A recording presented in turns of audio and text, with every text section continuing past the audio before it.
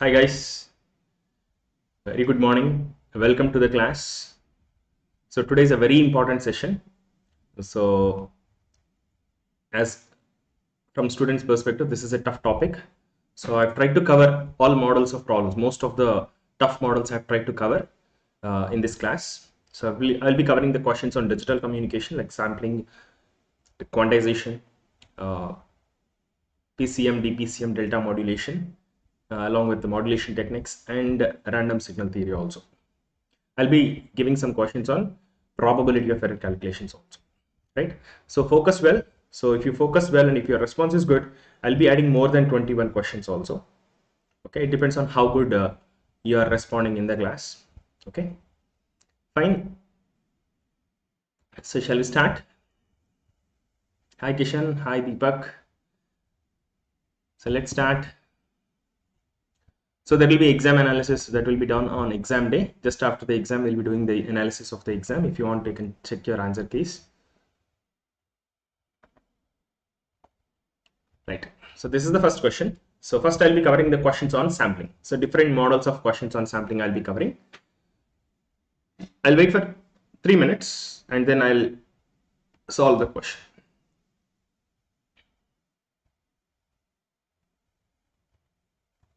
Anirudh,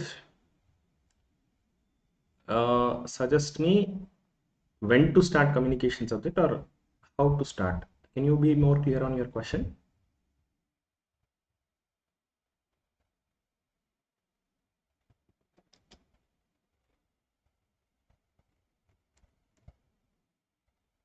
Can you be more clear on your question?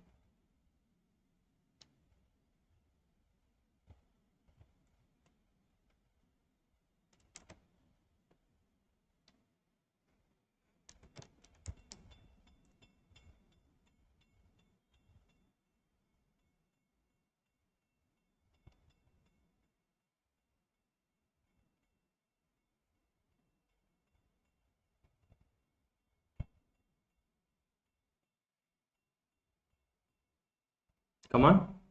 It's an easy question. No mistakes.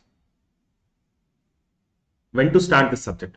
So at any time you can start this subject, Anirudh. There is a little dependency on Fourier transforms for this subject. Yeah, prerequisites is only basics of Fourier transforms. If you know a little bit of Fourier transforms, that should be sufficient to understand the subject. But preferably, I would suggest you first, if you can complete signals and systems, preferably, then it will be easy to understand, because signals and systems means you will be understanding convolution, Fourier transforms, and the basics that is required for communication. But if you start communication directly also, generally the teacher, whoever is teaching, generally they'll give you some basics on signals also. Okay, based on what is your availability.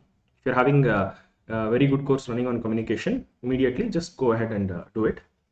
But if the signals is happening first and then communication, that would be much better. Okay. Hi Swarna Kumari, good morning.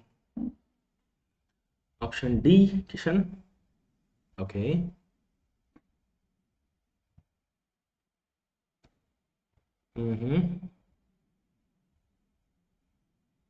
Deepak, is it A? Come on, I don't expect Deepak to do it wrongly. Okay, I'll wait for a few more seconds. Sonali, very good. Nikhil, very nice. Very nice.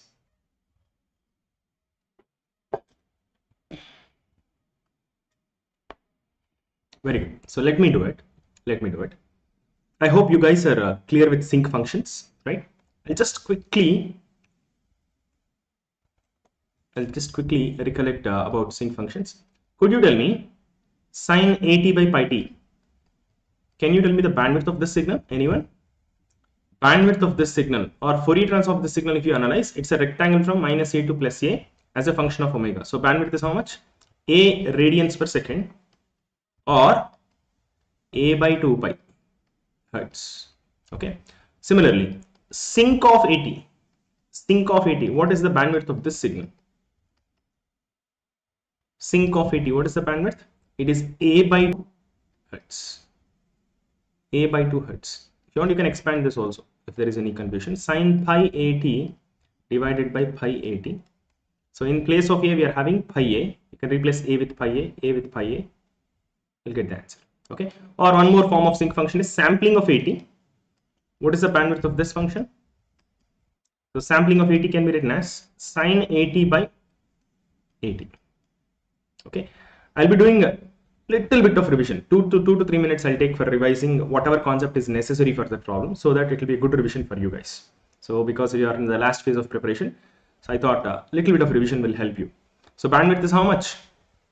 Sine 80, it is a radians per second, which is equal to a by 2 pi hertz. Very simple technique I have told in one of my previous classes is, in the sinc function there will be sine function. Okay, in that sine function, whatever is the frequency, that itself will be the bandwidth of the total sinc function also. See, in the sine 80, what is the frequency present in sine 80? A radians per second. That itself is the bandwidth of this. Similarly, in this function also, what is the frequency present in the sine function? Pi a radians per second. That itself is the bandwidth of that in terms of radians per second. Similarly, this one also. A is the frequency present in the sine function. That a itself is the bandwidth of the function. Okay. So I hope this part is clear. Now, when you square, let me recollect some basics. If x of t has a bandwidth of b hertz, then what is the bandwidth of x square of t? Anyone? It is 2b, correct? So if you raise to the power n, what happens to the bandwidth? Any signal is raised to the power n, what happens to the bandwidth? Bandwidth increases by n times. Okay, small basic I'm recollecting. And okay, so let me say there is a signal y of t with a bandwidth of b1. So could you tell me what is the bandwidth of x of t plus y of t, or x of t minus y of t? What is the bandwidth of that signal? If you add or subtract signals, bandwidth will be maximum of individual bandwidths. Whatever two signals you are adding or subtracting, find the bandwidth of both the signals and compare them and find whichever is more. Among these two signals, whichever has more bandwidth, that will be the overall bandwidth also. Okay. One more point also I'll revise. If you do convolution of two signals, then what will be the bandwidth? It is a minimum of individual bandwidths. Okay. I hope it is clear. So I've given you the sufficient basics that are required. And one more point also. X of t cos omega naught. Could you tell me what happens when you multiply with cos? What will be the bandwidth? So it's little difficult to say the bandwidth here, because based on the frequency omega naught. So I mean, it's not very easy to say the bandwidth, because if omega naught is more, it will become a band pass signal. But if omega naught is less, it will be a baseband signal. Okay, if it is baseband signal, the way we look at bandwidth is slightly different from if it is a band pass signal. So try to understand the Fourier whenever they are asking about bandwidth. If at all, if you forget something also, no problem. Try to find its Fourier transform. What is the Fourier transform of this one? X of omega minus omega naught plus x of omega plus omega naught divided by 2. That's it, as simple as that.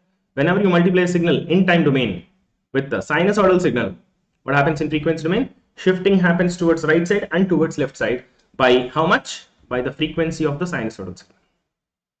With these basics in mind, let us solve the question. So could you tell me what is the bandwidth of this inside signal? Anyone? It is in the format of sine 80 by pi t. Or what is the frequency inside this sine signal? Inside the sinc function, sorry, I forgot to write this t, my mistake here. There is a typo error here. Sine 80 by pi t format. The t is missing. Even then, I think you'll be getting the same answer. So what is the frequency in this sine function? 3000 pi radians per second. 3000 pi radians per second means what is the frequency?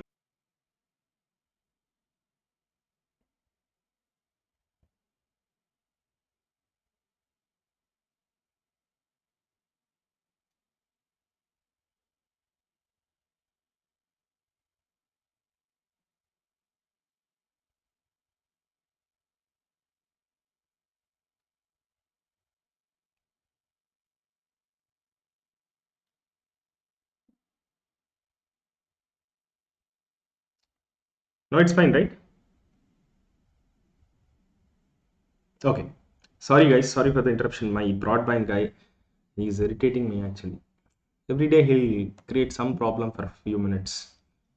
He'll disconnect something and he'll connect it again. So in that duration of time, we'll get some interruption like this. So I'm sorry from my side because it's not in my control. Okay, fine. Very good. So I guess you are able to understand this part. I don't know whether you are able to watch this or not because previously it was buffering. Should I explain this again? So this part, sync function, I'm just rewriting it again here. So inside part, the sine has 2000 hertz. So 2000 hertz, if you cube it, it will have a frequency of highest frequency of 6000. So sync function Fourier transform is rectangle, but when you cube it, the shape of the Fourier transform will be changing. So what is that Fourier transform shape? That we don't know, but roughly it will be from minus 6000 to 6000. That much we know. Now, if you multiply with cos, what happens? Shifting will happen. So by how much shifting will happen? Whatever is the frequency inside cos, by that much the shifting will happen. So shifting happens by 1000 hertz towards right side and 1000 hertz towards left side. Okay. Now, so this total signal has a Fourier transform something like this. And what is the highest frequency in that signal? This is a baseband signal definitely. In baseband signal, if you want to find bandwidth, the only thing that you need to look at is the highest frequency. So bandwidth of this part of the signal is 7000. And bandwidth of this part of the signal is 6000. When you add or subtract signals, what will be the bandwidth? It is maximum of individual bandwidths. The first part signal bandwidth is 6000 and second part has a bandwidth of 7000. So what is the final bandwidth? Maximum of 6 and 7000 is 7000 hertz. So we know the bandwidth of the signal XOR. So if they're talking about the maximum time gap.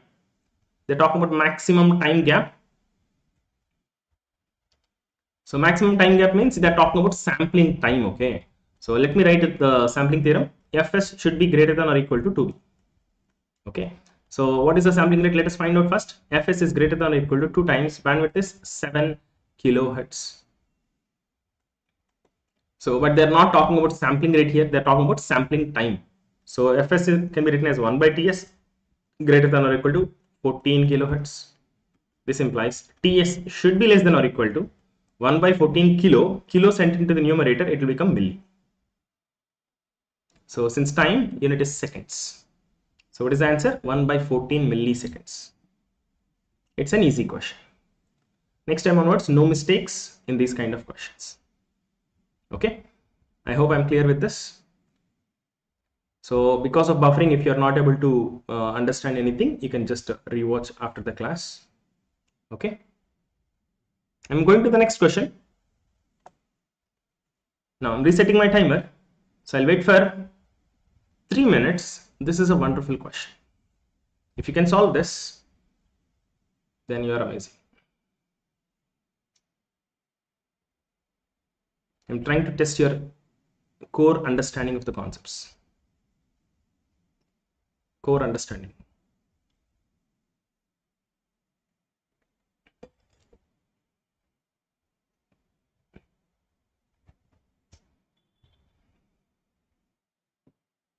Come on, read the question carefully.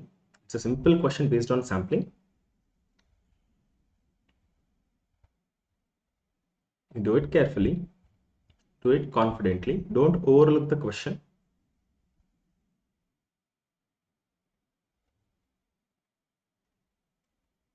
By solving this question, you'll get very good clarity on sampling when phase is involved. Here I'm involving phase thing. You can see the options also, it is having different phases. It's not the same phase that is given in the signal.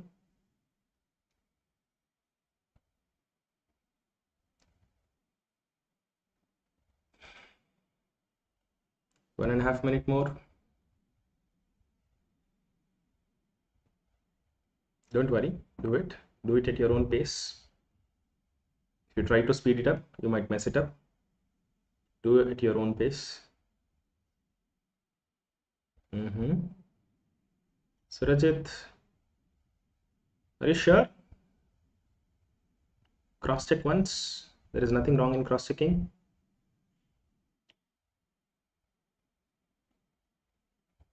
Saud Akhtar. Just go through whatever you have done. Just go through it. See if you are missing anything. If you're not missing anything, you can be confident. Kishan, cross check your answer. Just go through whatever process you have whatever process you have done. Just go through it once again. Go through it once again.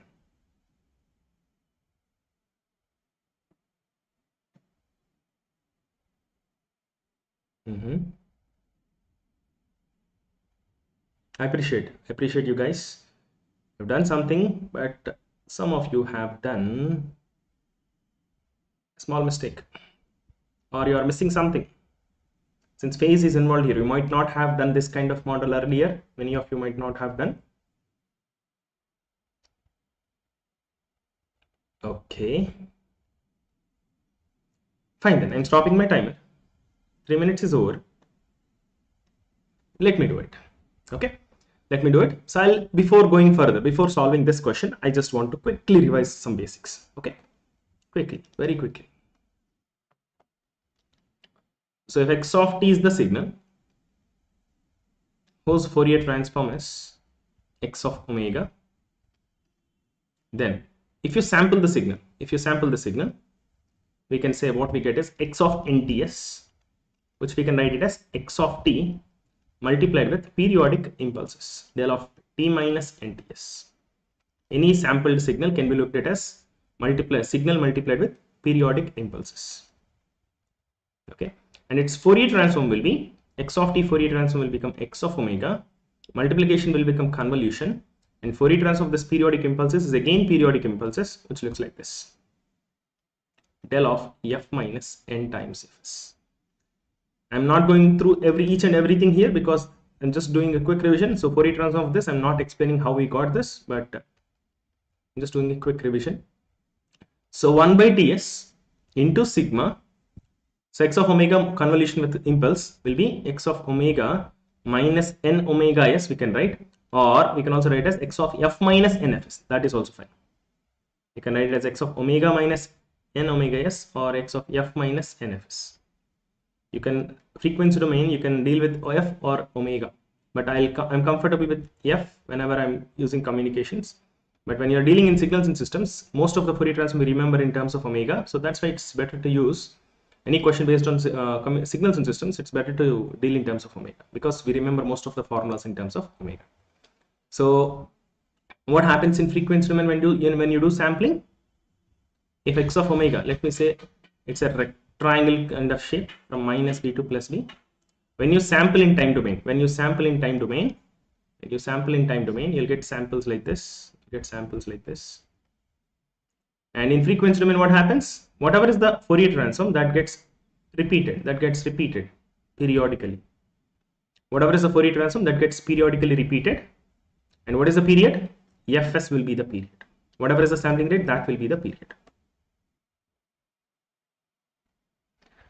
Surya Teja, I have given my Telegram channel, Telegram group also at the starting of this live chat. You can join that channel. Immediately after the class, I'll upload this PDF. Don't worry. Okay. Any doubts you have, also you can ask me. I can help you with them in that group. Okay. I'm coming back to the question. So I've given you a little bit of revision of a concept that is necessary for this problem. So now let us do the problem. So y of t we have. Y of t Fourier transform. Can anyone tell me what is the Fourier transform of y of t? Cos Fourier transform everybody knows, and that is impulses at 800 and minus 800. I am plotting the Fourier transform as a function of f. And what will be the area of the impulses? 2 and 2. Because magnitude of cos is 4, half of it will be the magnitude of both the impulses. So this is the Fourier transform of y of t. Now what do we want? We want the Fourier transform of sampled signal y of nts, or y of t multiplied with sigma del of nts, del of t minus nts. So what is the Fourier transform of sampled signal? Just now we have discussed. Fourier transform of sampled signal is periodic repetition of the Fourier transform of the signal. But how much is the periodicity? Fs. Right. So Fourier transform will be periodic repetition. One second. So the point here, if we plot only the magnitude spectrum, we are going to miss this problem. We will not be able to solve this one. So we have to consider the phase part also. So when you plot y of t Fourier transform, is this the complete Fourier transform? No, right? I'm plotting only mod y of omega here, or mod y of f here. So since phase is also there here, if it was only cos 1600 pi t, if you plot this and call it as y of omega, that's fine, because there is no phase. If there is no 45, the phase is 0. So there is no need to plot the phase part. But here there is necessity to plot the phase part.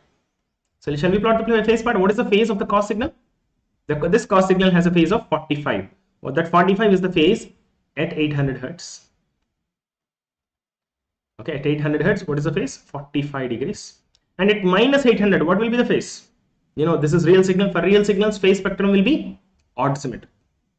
So if whatever is the phase at 800, at minus 800, the phase will be exactly opposite. It will be minus 40. Are you getting this? I hope you're getting this. Is it clear till this point? I have plotted mod y of omega and angle y of omega. Very simple stuff.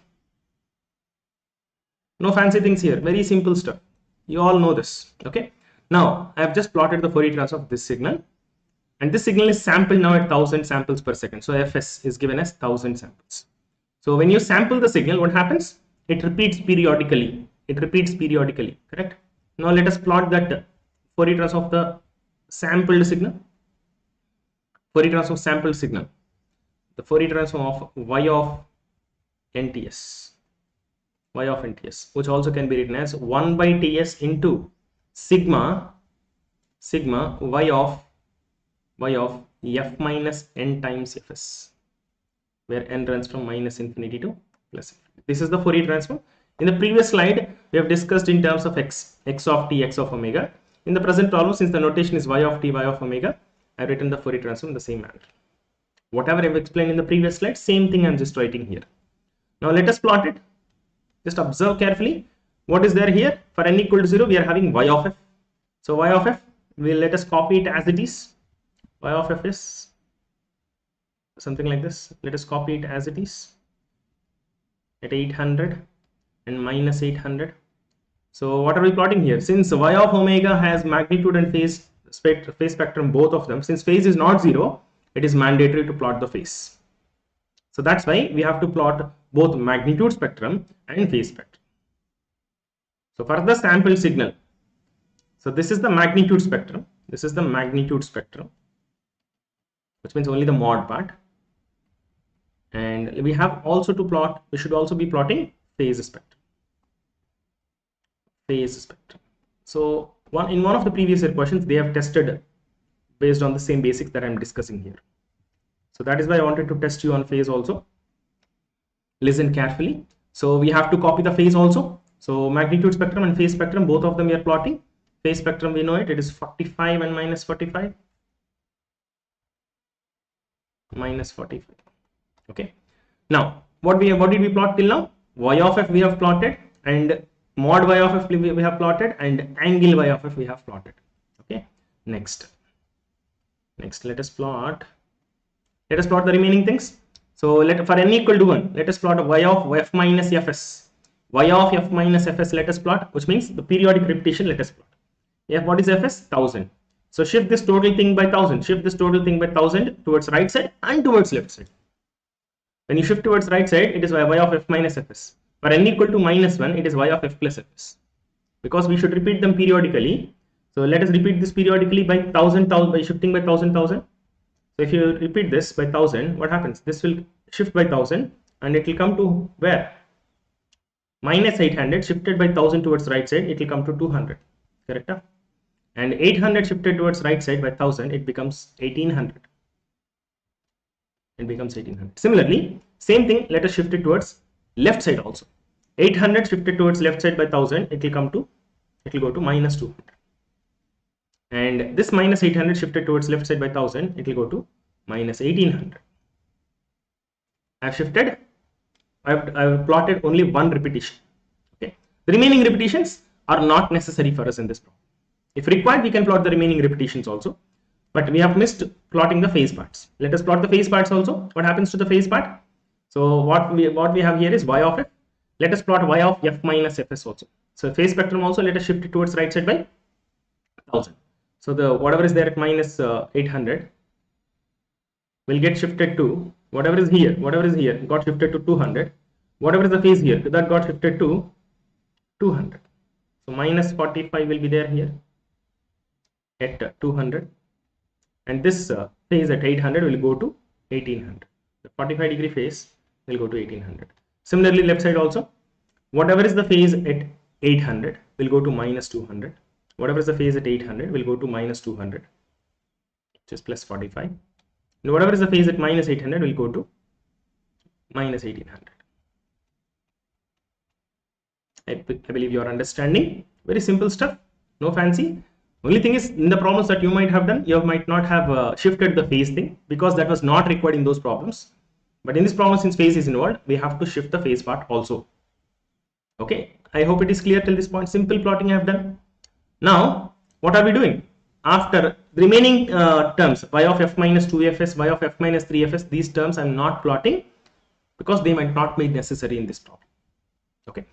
So why it is not necessary? Because they are saying the low pass filter bandwidth is only 500. So whatever is between minus 500 and plus 500, that is only important for us. The remaining things are not important for us. Okay. So that's why I'm not plotting the remaining repetitions. Right. Very good. Now, so what is the low pass filter bandwidth? 500 hertz. Whatever is there in between minus 500 to plus 500, only that part will be allowed by the filter. Only whatever signal is present between minus 500 and plus 500. So this is what low pass filter will allow. This is what low pass filter will allow. So could you tell me what is the inverse Fourier transform of output of low pass filter? Anyone? Output of low pass filter Fourier transform we know, and that is, it looks like this. We're having impulses at 200 and minus 200, 200 and minus 200, and the phase part is, what is the phase at 200? Minus 45. And what is the phase at minus 200? It is plus 45. Okay, so this is how the Fourier transform of output of low pass filter looks like. Okay, we did not write the magnitude part. Can anyone tell me what is the magnitude? Earlier the magnitude was 2.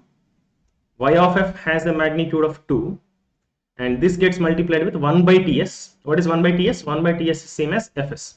Since fs is 1000, this will become 2000 is the height here, and 2000 is the area of the impulse. Okay, now this 2000 will get carried here also. 2000 will get carried here also. Okay, now can anyone tell me what is the inverse Fourier transform? Very simple stuff. Two impulses means it is a sinusoidal signal. It is a sinusoidal signal. So 2000 here, 2000 here. Add both of them, it will become 4000 will be the magnitude of sinusoidal signal. So it is cos of frequency is 200, angular frequency will be 400 pi t. What is the phase at positive frequency? What is the phase at positive frequency? Minus 45. That we can copy it here. See here, whatever is the phase here, whatever is the phase inside cos, that is the phase at positive frequency. Same conda you can use here. The phase at positive frequency is minus 45, so that's why the signal has a phase of minus 45. So now the answer is option B. Okay, I guess I'm very clear here. So you can do it again on your own, then you'll understand it much better. Whatever process I have done, you just do it on your own, then you'll get more confidence. Okay, so I'll give you one homework here orally. You can write it down if you want. Instead of low pass filter of bandwidth 500 hertz, I'll give you 1000 hertz. Try the same problem with low pass filter bandwidth as 1000 hertz. You can practice that after class. Okay, I hope you have understood the question. Same question, you can redo it with the low pass filter having a bandwidth of 1000 hertz. Is that okay?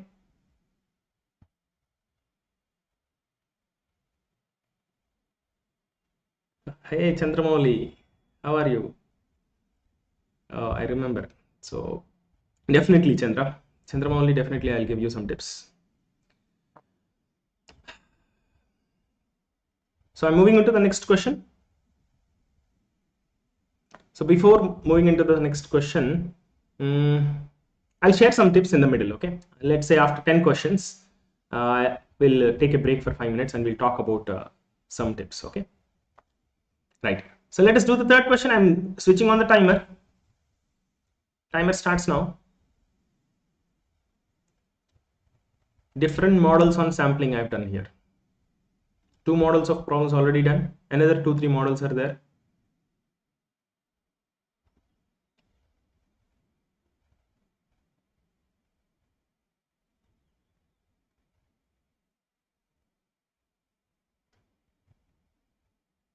Come on, do it carefully, understand the question.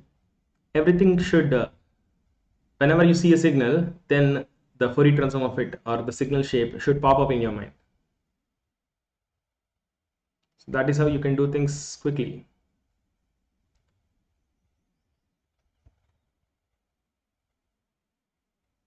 Message signal Fourier transform I have given, which means m of f, you can say m of f is given.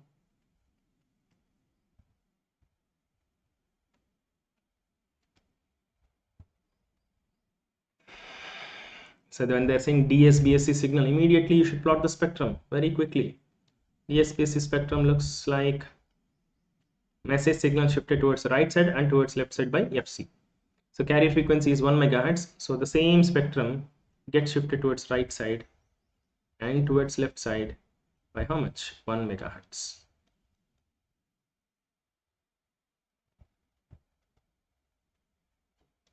Very good.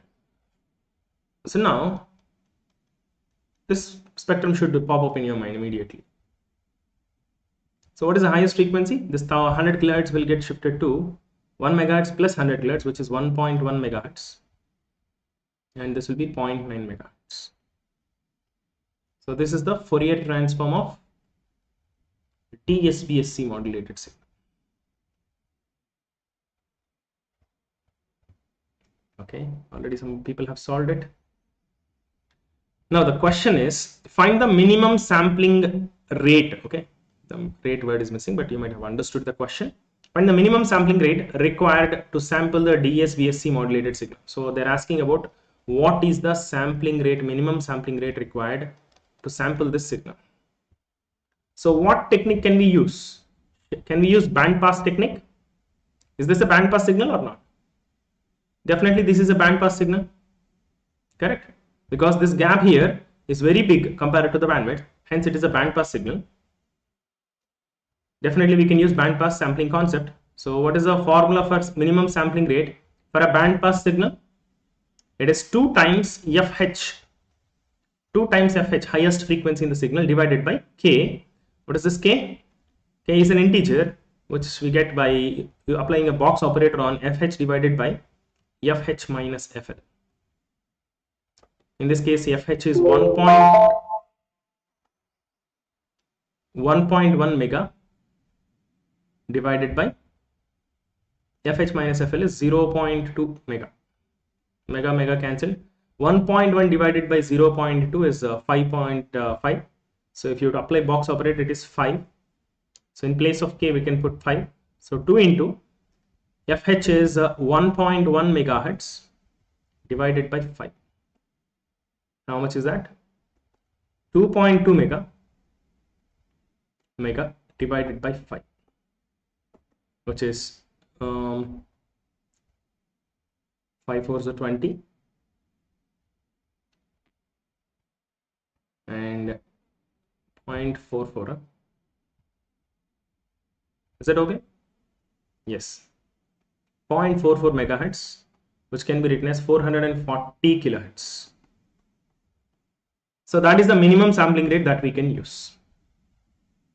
It's a simple formula based question. Okay. So, but the trick here is, should we use this formula or not? That we have to observe. Sometimes they might give band pass signal only, but we should not use this formula. Under what conditions we should not use that formula? We'll discuss that in the next question. I'll show you what kind of models we should not use this formula. Though it is a band pass signal, for some problems we should not use this formula. There are some previous questions given based on sampling in the similar manner. Shall I move on to the next question? Same question, everything same. I've changed the question. Now you'll understand for what models you should not blindly apply that formula 2fh by k.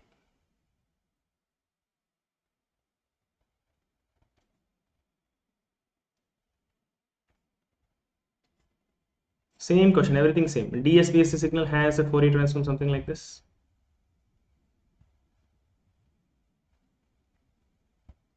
Highest frequency is 1.1 mega, lowest is 0.9 mega.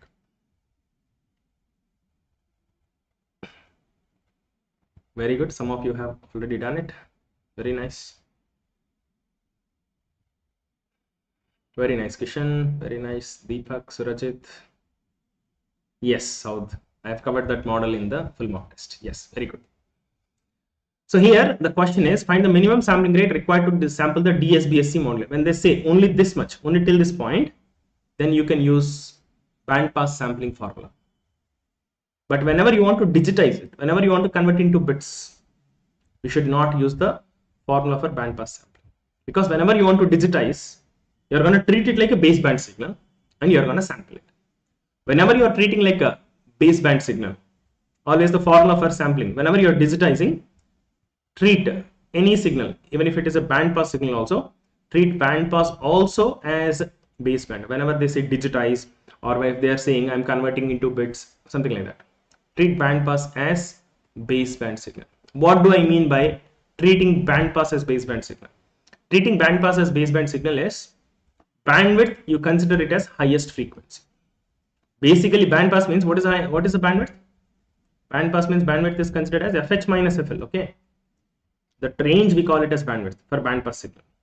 Okay, but when you are considering it as baseband signal, you can take the bandwidth as fh. Okay, so if you are considering it as a band pass signal, we use the formula 2fh by k. Whereas since we want to digitize, we can digitize only baseband signals. Even if it is band pass also, you will consider it as baseband and you will digitize. Okay, now what will be the formula? The formula is fs should be greater than or equal to 2 times bandwidth of the signal. So what is the bandwidth here? fh. So how much is that? Fs is greater than or equal to 2 times 1.1 mega. So if you have understood when to use what formula, basically I'm not a formula person, but here it's a simple stuff actually. It's not a tough formulas to remember. It's a simple stuff. Whether we have to treat the signal as baseband signal or bandpass signal, that is the question here. If there's digitizing, you are going to treat it like baseband and you are going to use baseband sampling theorem. Right? Very simple stuff. I'm moving on to the next question. I hope you guys have understood.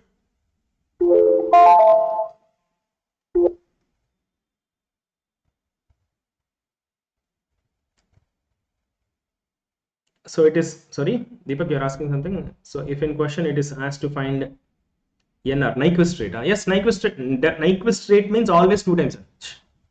Whenever somebody says Nyquist rate, there is no such thing as Nyquist rate for band pass signals. Okay, Nyquist rate means then also you're treating like baseband signals only. Nyquist rate means 2 times highest frequency, always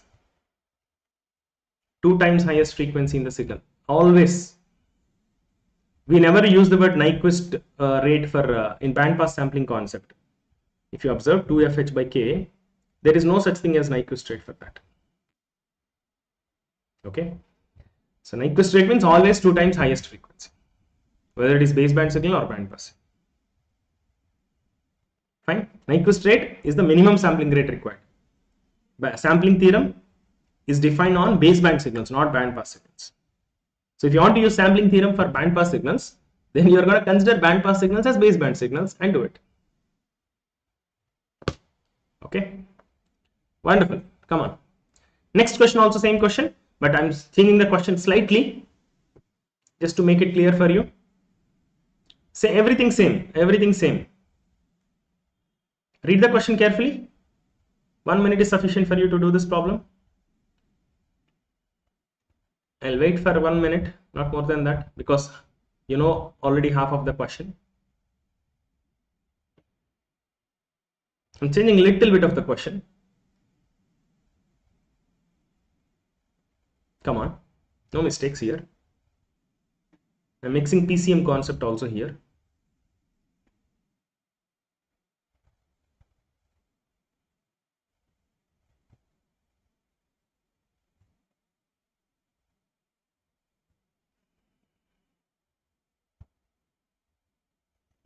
Very nice, Rajat. Very nice. Too good.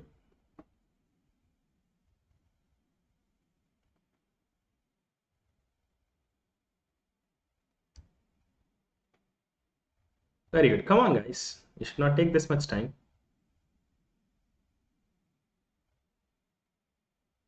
Very good. So time up. So same funda. So they're saying they are encoding using 8-bit PCM system, which means they are saying that, indirectly saying that they are digitizing. If they are digitizing, then what is the sampling rate? Sampling rate should be greater than or equal to 2 times FH. Okay. So this implies Fs should be greater than or equal to 2 times highest frequency is how much? Previously we have discussed it is 1.1 megahertz.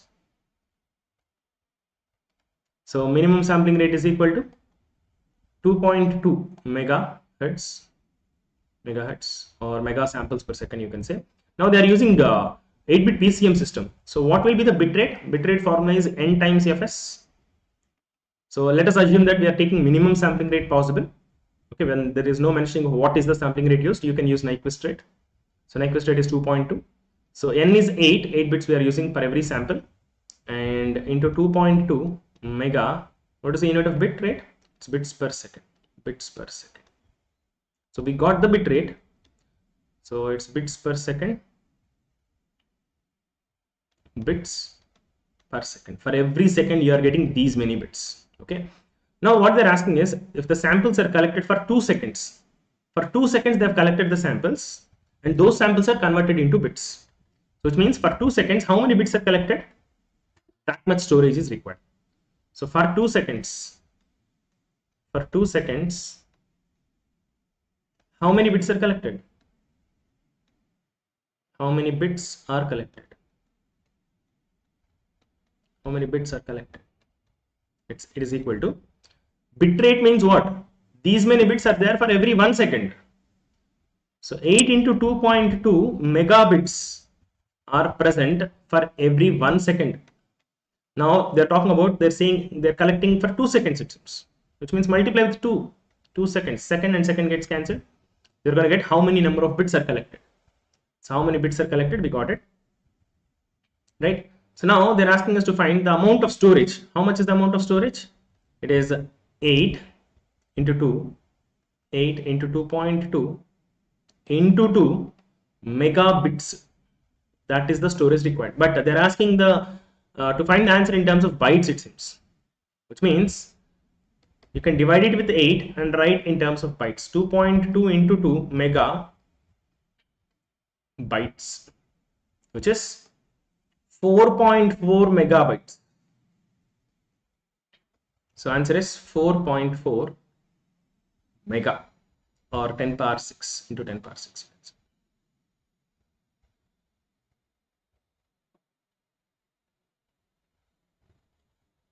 Is it matching with yours?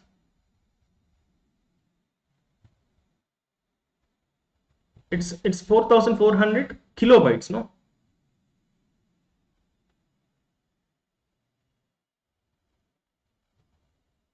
Okay, are you following? So Rajat, Deepak, I think it's kilobytes. You missed that kilo part. Sorry. Yeah, 4,400 kilobytes or 4.4 megabytes. Am I right? Any mistake from my side?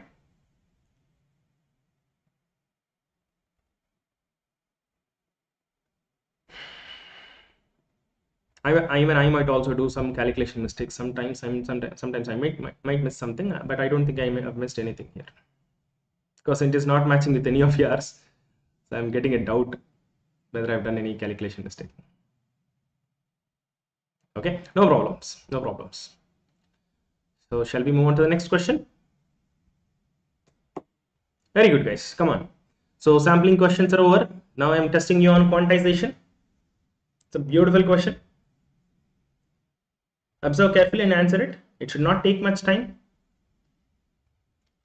I'll give you only 1 minute, not more than that. More than that is not required for this question. 1 minute is more than sufficient to solve this question.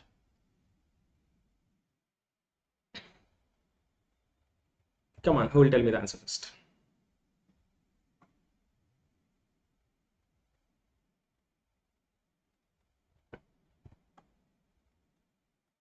So they're saying there is a quantizer with the input as x and output as y, it seems. And input versus output characteristics are given. So there is a small typing mistake here. Instead of 4, take it as y. X versus y characteristics.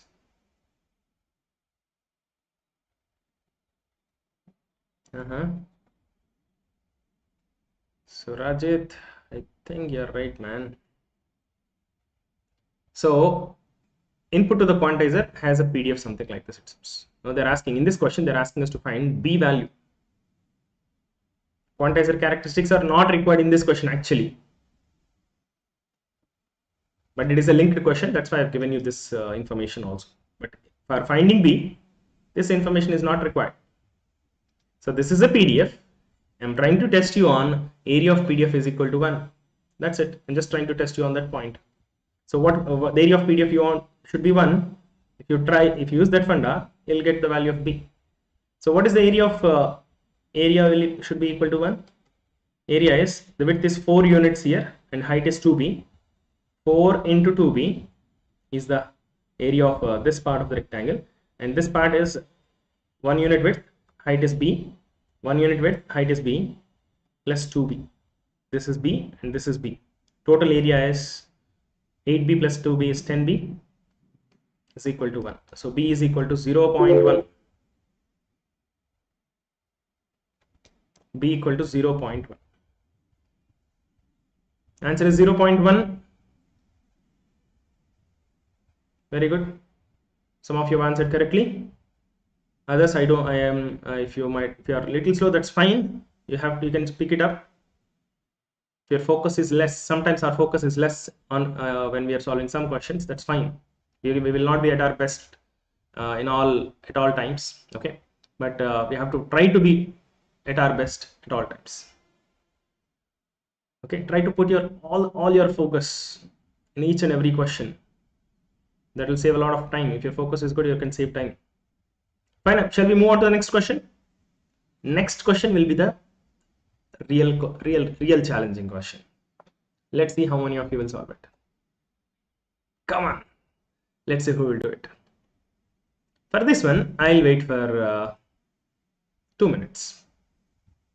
It's a question which requires 3 minutes, but let's see who will solve within 2 minutes. Come on, do it carefully. Same information.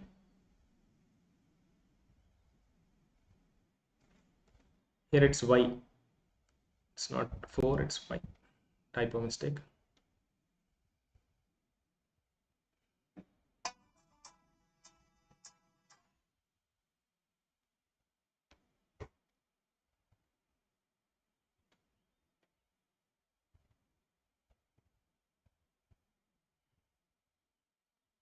Do it carefully. Understand things carefully. I'm asking you to find the value of A so that quantizer outputs are equiprobable. That is the question. So quantizer, input to the quantizer is x, output of the quantizer is y. So what are the values that y will take? Just analyze that. Once you understand what is happening with the quantizer, for what input values, what output you are getting, if you understand that, then I think it will be easy to solve the question.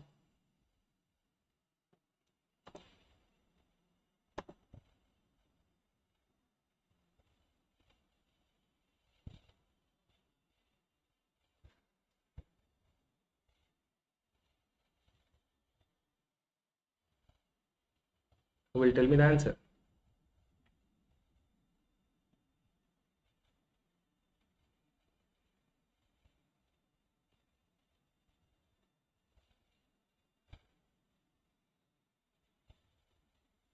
You can solve this. I will treat you like I'll assume that you are a 2-digit ranker, definitely. 2 minutes is over. No problem. Can go ahead. Another half minute or 1 minute, no problem. Sometimes some of the questions will take 5 minutes also. That's fine. It's okay. But if you are not sure that you'll get the answer, stop there and go to the next question. That is one tip that I want to give you. Whenever you are facing trouble with any question, if you're not sure that you'll get an answer, even if you have spent 2-3 minutes also, that's fine. Stop there, save that time and go to the next question. But in this case, I'm not going to go to the next question, so just solve it. Surajit, A is 0. How is that even possible, man? A is 0 means this quantization level is not there, it seems. That's what you're saying. A is 0 means this level is not there at all.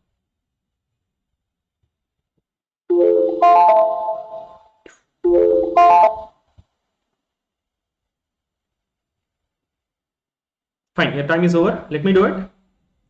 Focus carefully. Try to understand what is happening here. So what are the outputs of y of t possible? The outputs possible for the output of quantizer are, what are the quantization levels? See the input versus output characteristics here. Y takes values. Y takes only 3 values. One is 0 value, another is value of 2, another is -2 value. So y takes a value of 0, y takes a value of 2, and y takes a value of -2. These are the 3 values y takes. When does the y take a value of 0? When input, when x takes values between -a and +a, -a to +a, that is when output is 0, y equal to 0. And when x takes values between a to 3, then y is 2. When x takes values from -3 to -a, that is when y takes a value of -2. Now what do we want? The value of a should be chosen in such a manner that quantizer outputs are equiprobable, which means they are saying that p of y equal to 0 should be same as probability of y equal to 2, which is also same as p of y equal to -2. This is what they are saying. If you want this condition to be satisfied, for what value of a, that condition will be satisfied. That is the question. If you have understood that part of the question, then we can solve it now. So if you want p of y equal to 0, what is the probability with which y happens to be 0? If you want y to happen to be 0, x should be taking a value between -a and +a. -a less than x less than a. Whatever is the probability that x takes a value between -a and +a, same is the probability of y equal to 0. Okay. And what is the probability of y equal to 2? Y equal to 2 happens only when x takes a value between a and 3. So probability of y equal to 2 is same as probability that x takes a value between a and 3. These two should be same. So y equal to -2 also you can write, which is p of, if you want y to take a -2 value, what is the probability of y equal to -2? It is same as the probability of x taking a value -3 to -a. So how about this one? Can you tell me what is the probability of x taking a value between -a and +a? What is the probability of x taking a value between -a and +a? -a and +a. How about that? I'm asking you to find this area.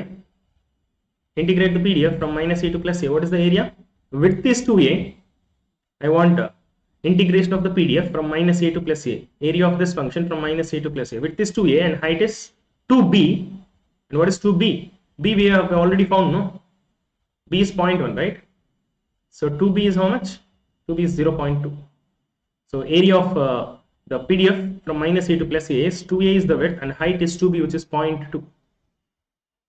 So this is equal to, what is the probability that x takes a value between a and 3?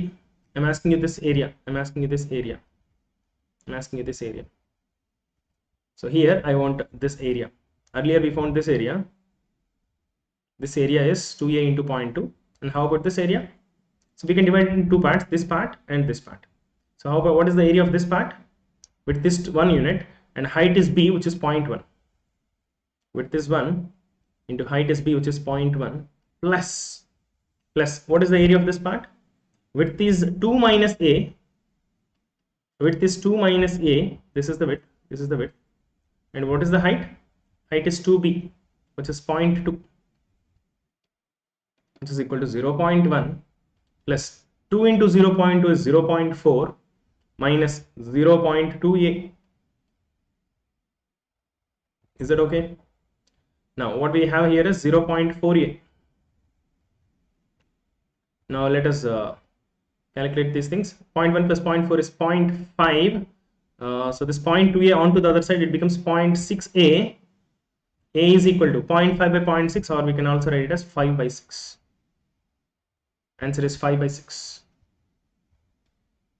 The value of a for which the probabilities will become is 5 by 6. So shall we verify our answer is correct or not?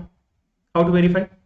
So you want y to take y equal to 0, y equal to 2 and y equal to minus 2 to be having same probability.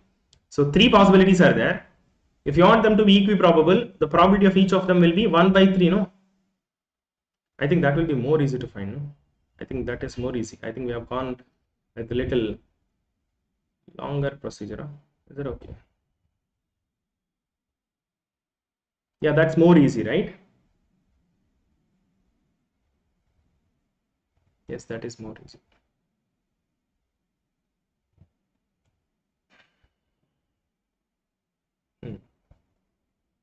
So a equal to 5 by 6 if you take, a equal to 5 by 6 if you take, this is minus 5 by 6. The area from minus a to plus a is 2 times 5 by 6 is the width. I'm talking about probability of y equal to 0.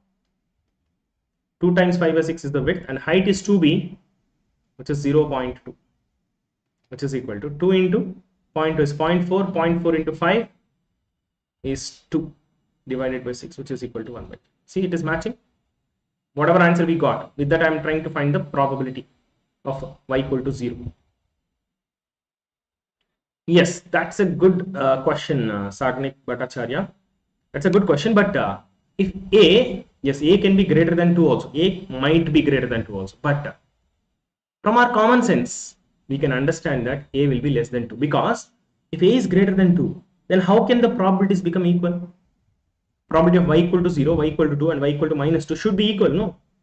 If you want them to be equal, here already probability is more. From minus a to plus a, more probability is there.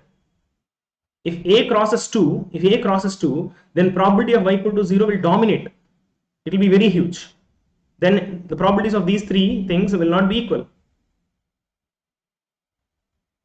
Yes, that is the observation. I hope you understood, Sagnik. A could be greater than 2, but if you want, when you want them to be equiprobable, if a is greater than 2, if a is bigger value, then what happens? Probability of y equal to 0 will be very huge. Then it is not possible for these three probabilities to be equal.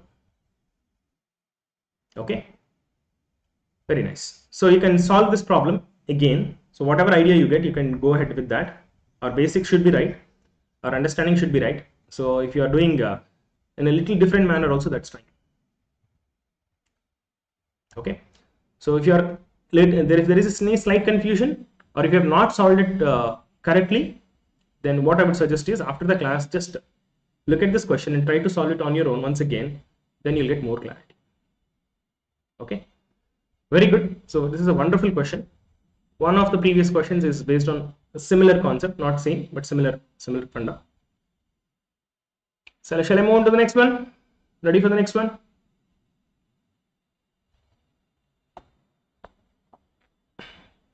Right. Do it. It's an easy question.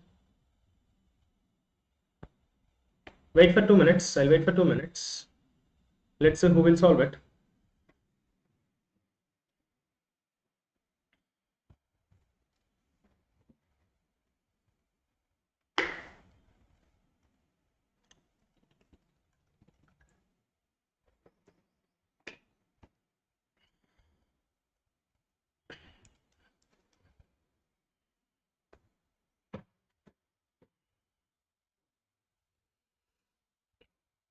Come on. No mistakes in this question. All the low hanging fruits, we have to capture them. After 10th question, I'll discuss a few suggestions, few tips on that you should be following in the examination hall or while writing the exam after 10th question? Remind me if I forget. 1.25 millivolts. Huh? Very sure? Check it once again.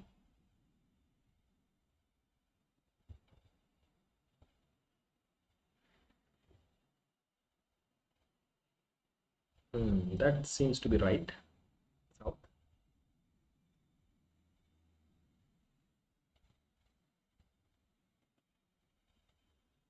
1.5 minutes over. Come on, guys. No mistakes. Don't get tensed if you are taking a half minute extra or 1 minute extra. That's fine, completely fine. You don't need to solve every question to get a good rank. You don't need to solve all the questions. Okay, if you solve 75% of the questions correctly, that's more than sufficient to get a wonderful rank. 5 millivolts, yes, 0.005, perfect answer. Very good. You are within the time. Wonderful. I appreciate it. Right. So there is a signal here. So first thing, after looking at the signal, what should come to your mind? Whenever you are able to plot the signal, plot it in your mind. I guess everybody can plot this one. R of t means you know how it looks like. When it is minus 2, R of t minus 4. So signal from at 4 units. R of t means it keeps on going like this. And another signal, another ramp starts at t equal to 4 with a slope of minus 2. So the slope of the signal is plus 1. And another signal with a slope of minus 2 gets added. So what happens? Effective slope becomes minus 1 till 8. That happens. So if only these two signals are there, it keeps on going like this. But another ramp signal is also getting added. After 8, what happens? The slope of this is 1 and slope of this is minus 2 and slope of this is small mistake from my side. There is a typo mistake here. It should be plus 1. Even if it is minus 1 also, that should be fine, no? I don't think that will change the answer. Yes, true. That will not change the answer. Let me keep it like that. My intention was plus actually here, but still that's fine. That should not change the answer. So what happens now? So now because of minus R of t minus 8, what happens? Effective slope becomes minus 2. So it becomes something like this. I don't know what you have plotted. So what is the slope here? Plus 1. What is the slope here? Minus 1. What is the slope here? Minus 2. I hope you have understood this part. In signals and systems, you learn how to plot these kind of signals. Okay, I'm not going to teach you how to plot them, but I'm just plotting it. So use whatever technique you know to plot them. So at after t equal to 8, you can put any value here. You can observe that the slope of the resultant signal will be minus 2 units. Okay, wonderful. Now, what I'm asking you is to avoid slope overload distortion, or for this kind of signals, for a straight line signals with constant slopes, what we can do is we can avoid both distortions actually, but here slopes are not same. What is the idea? What are they expecting us to do? Slope overload distortion should be avoided. So when in delta modulation, just recollect the concept once. Try to recollect the concept once. I'll recollect the concept of delta modulation once. Message slope, if modulus of message slope matches with staircase, whatever staircase is generated by delta modulator, once we do delta modulation, we convert into bits. At the receiver, those bits are reconstructed as a staircase waveform. So or in the delta modulator, in the feedback, whatever is the signal, that signal will give a staircase signal. That staircase signal, if you smoothen it, it will be same as message signal if there is no error. So staircase slope. I hope you're following. So staircase slope should be same as message slope. What is the staircase slope? Delta is the step size, and step size is the height of the step. What is the width of the step? TS seconds. Whatever is the sampling time, that will be the staircase width. So if you divide these two, we'll get the staircase slope. And what is the message slope? D by dt of m of t. Since this right hand side is positive, so that's why we're only taking magnitude of the slope. If this happens, then we can say that no distortion at all.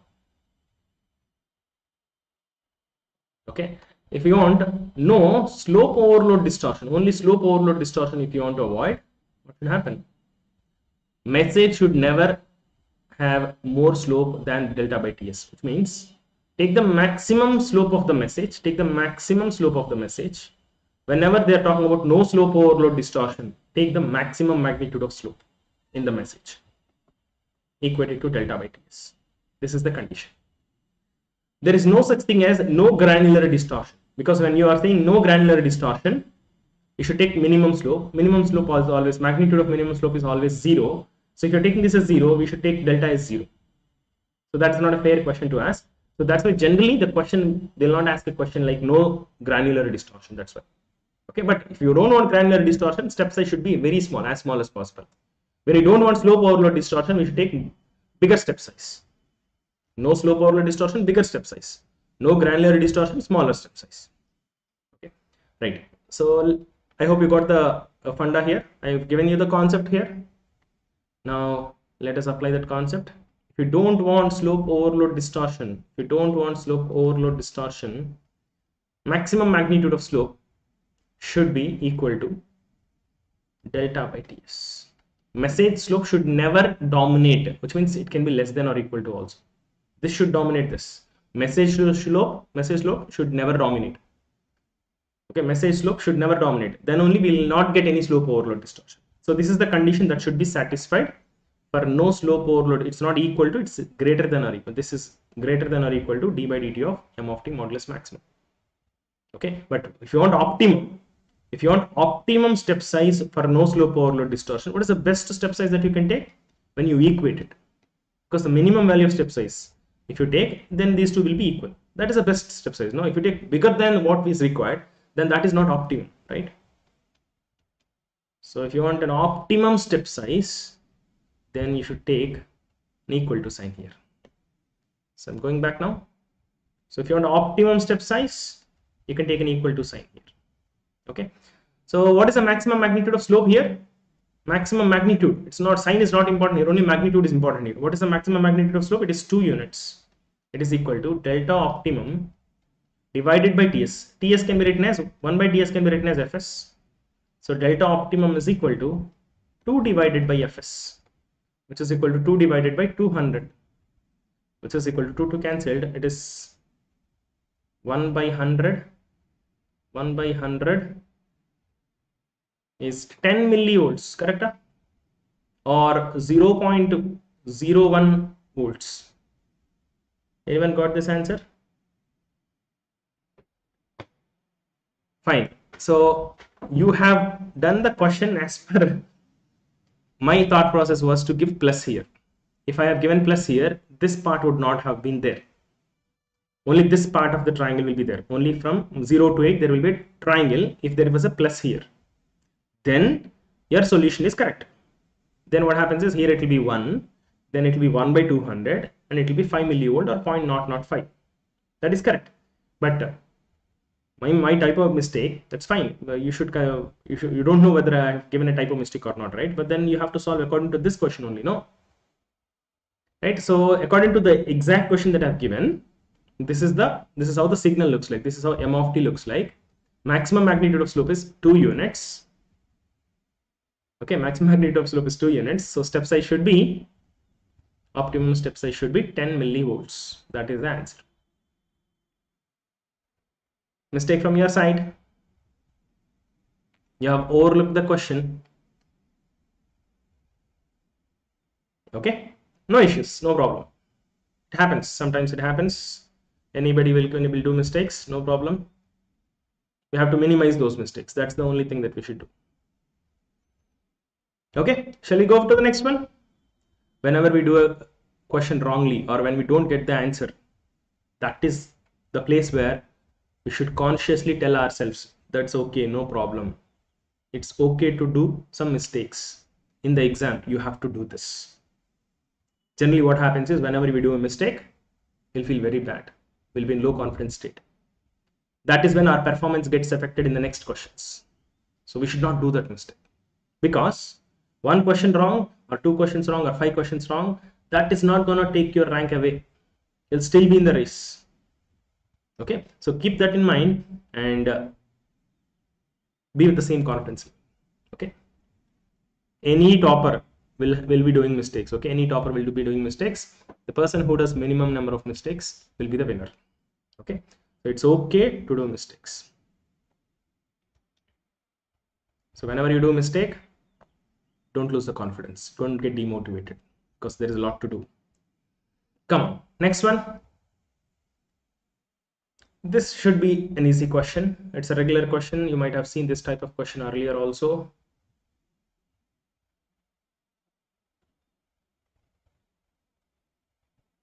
No mistakes in this. This is a low hanging fruit. No mistake here. Come on.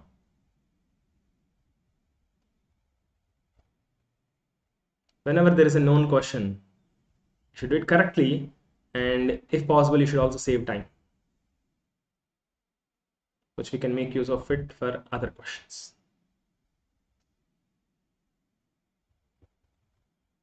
Come on. Do it confidently.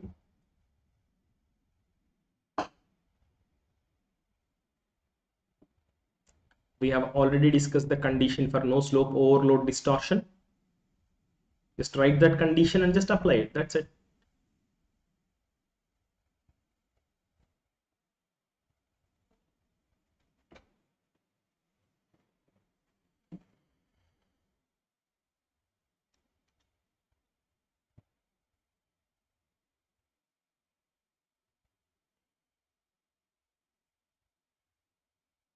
Very nice. Less than a minute. You have answered it within a minute. Kishan, Surajit. Very nice. Keep it up.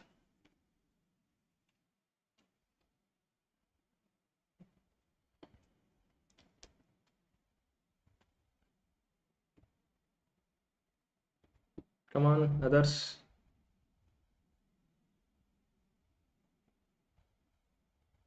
Okay.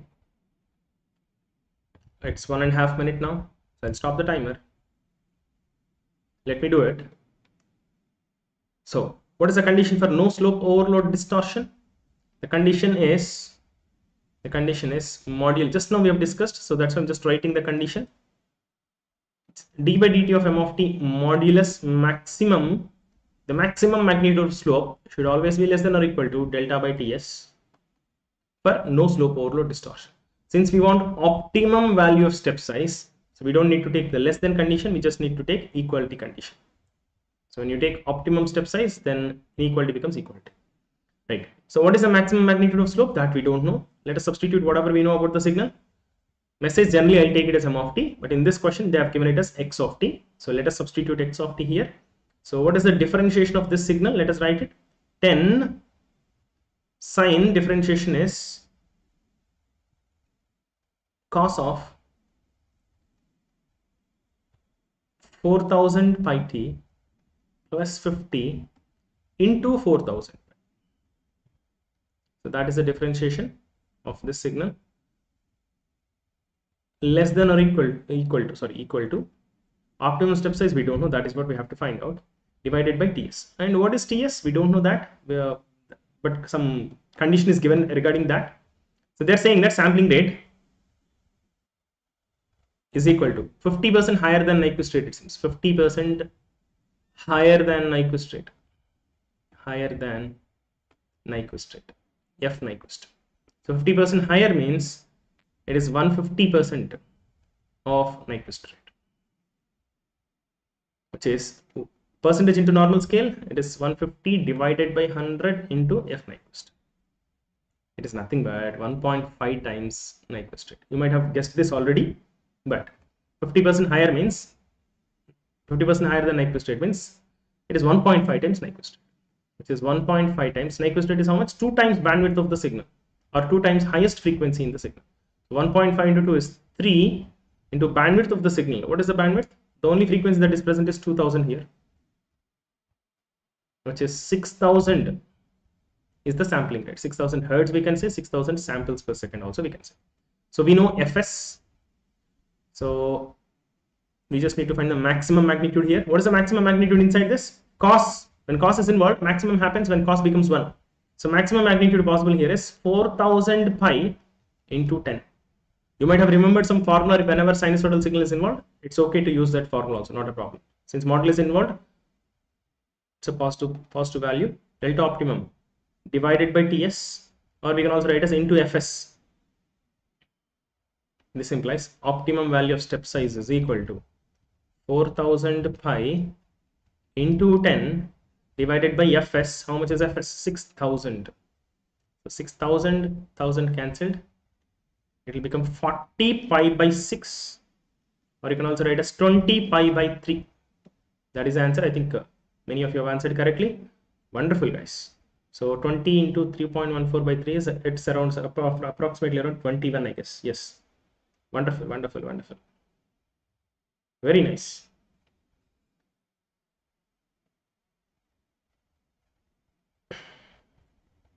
Simple question. I hope it is understood.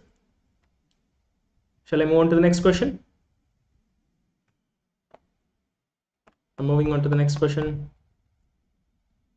Refresh yourself.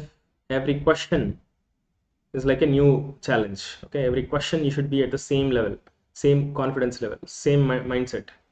So our mindset should not get disturbed because of some questions. Okay, every question is a new challenge. Treat it like a new challenge with the same confidence, same mental state. So no question should change our mental state, or no question should demotivate us. Okay, it's okay if you don't get the question, that's fine, but that should not affect our performance in the further questions. How about this one?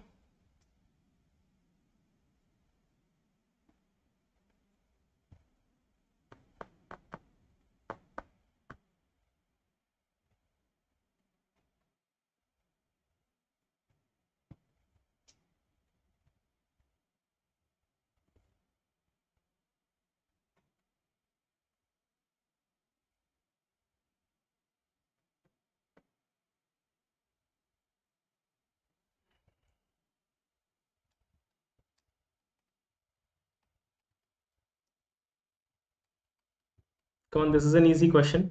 If you know the concept of ASK, PSK and their probability of errors.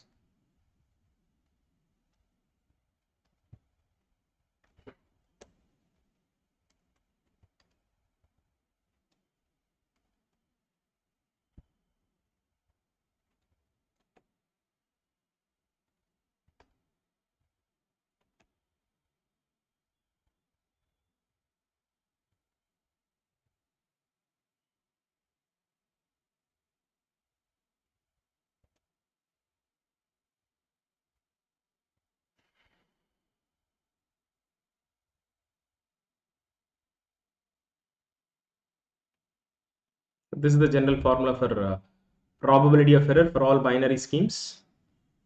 So they're talking about ASK and PSK. So in ASK, what is the difference signal energy, and in PSK, what is the difference signal energy? Difference signal energy is equal to, from constellation diagrams it is more easy to remember these things. Constellation diagram for ASK, constellation diagram is going to look like this, as a function of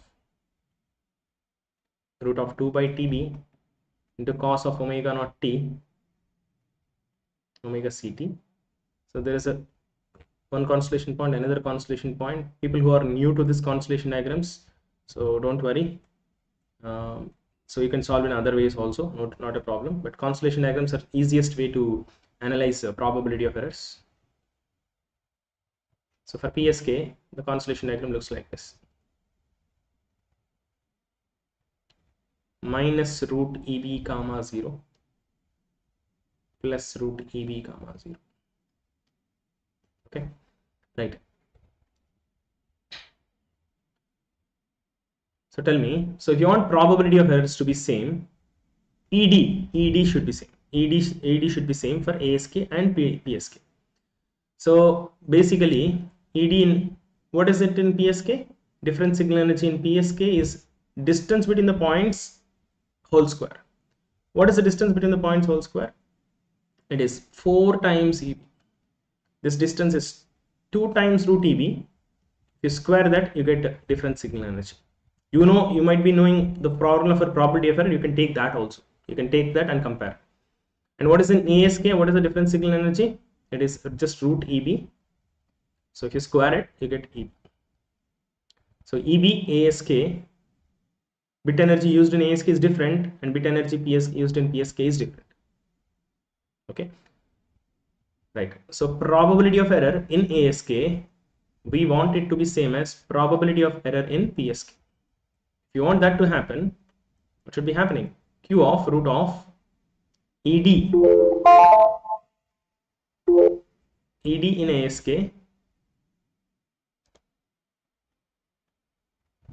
divided by 2n naught. Since we are comparing two schemes, I'm not just writing it as ED only or EB. I'm writing it as ED ASK, EB ASK, because we are comparing two different schemes. When you're dealing with only one scheme, it's okay not to write ASK, PSK like that. But since we are comparing two schemes, it's better to write ED PSK divided by 2n naught. So you want these Q functions to be same. So if you want Q functions to be same, the inside parts should be same. Whenever probability of error, if you are comparing, if you want probability of errors to be same, these Q function values should be same, which means inside part should be same, which means difference signal energy should be same. As simple as that. Next time onwards, you don't need to write all this stuff. As simple as difference signal energy in ASK and difference signal energy in PSK should be equal. So what is the difference signal energy in ASK? It is EB ASK, which is equal to, what is the difference signal energy in PSK? It is 4 times energy used in PSK. So tell me, average energy used in ASK should be increased by how many times? Compared to average energy used in PSK, how much should be the average energy used in ASK? How many times it should be increased? It should be increased by 4 times. Correct? Is that okay? Yeah. My mistake, Deepak. Sorry. There is a root here. I forgot to write that root. So 4 times you should increase the energy in ASK. If you can increase the energy in ASK by 4 times, then quality of ASK and PSK will become same. Generally, what we say is, in PSK, probability of error is less or quality is better. Quality is better in PSK only under the assumption that their energies used are not same. Because see this one, the energy used in PSK is more, right? Because for my 0 also we are sending some energy, whereas in ASK we are not sending anything for 0 bit, which means energy requirement in ASK is less compared to PSK. Under that assumption, PSK performs better in terms of quality. But when you increase the energy used in ASK more by 4 times, then quality in ASK and PSK will be equal. Okay, generally we say that PSK has better quality, but that is under the assumption that in PSK we are using more energy. The energy used in PSK is more, that's why the quality is also better in PSK. Fine, I guess it is clear. So similarly, you can understand, you can try to frame the questions for PSK and FSK, FSK and ASK also. This 4 times converted into dB scale, 2 in normal scale. 2 times in normal scale is considered as 3 dB. 2 times is 3 dB, 4 times is 6 dB. If you want, you can apply 10 log and see. Since we are dealing with the powers and energies, so what you should apply is 10 log. 10 log 2 to the base 10 will be 3 dB. 10 log 4 will be 6 dB. Okay. Similar questions can be asked based on QPSK or 16 PSK also. Only thing is you have to equate the EDs. If they're talking about, instead of ASK and PSK, if they're asking about 4 PSK and 16 PSK, then what you do? ED in 4 PSK and ED in 16 PSK, make them equal. As simple as that. For MPSK scheme, you know what is ED. Just recollect that and substitute it. Let them give any 2 schemes. We can find how much the energy should be increased in a particular scheme, so that the 2 schemes will have same probability of error. Fine. Any confusion, just watch this question again after the class. I'm going to the next question. So 10 questions are over. So as I told you, I want to give you some tips.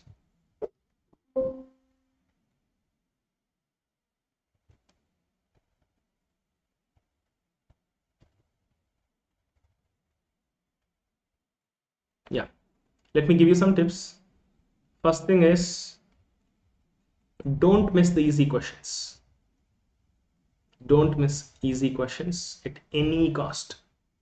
If you are losing those easy questions, then you're out of the game. You're going to miss the rank. So don't miss those easy questions.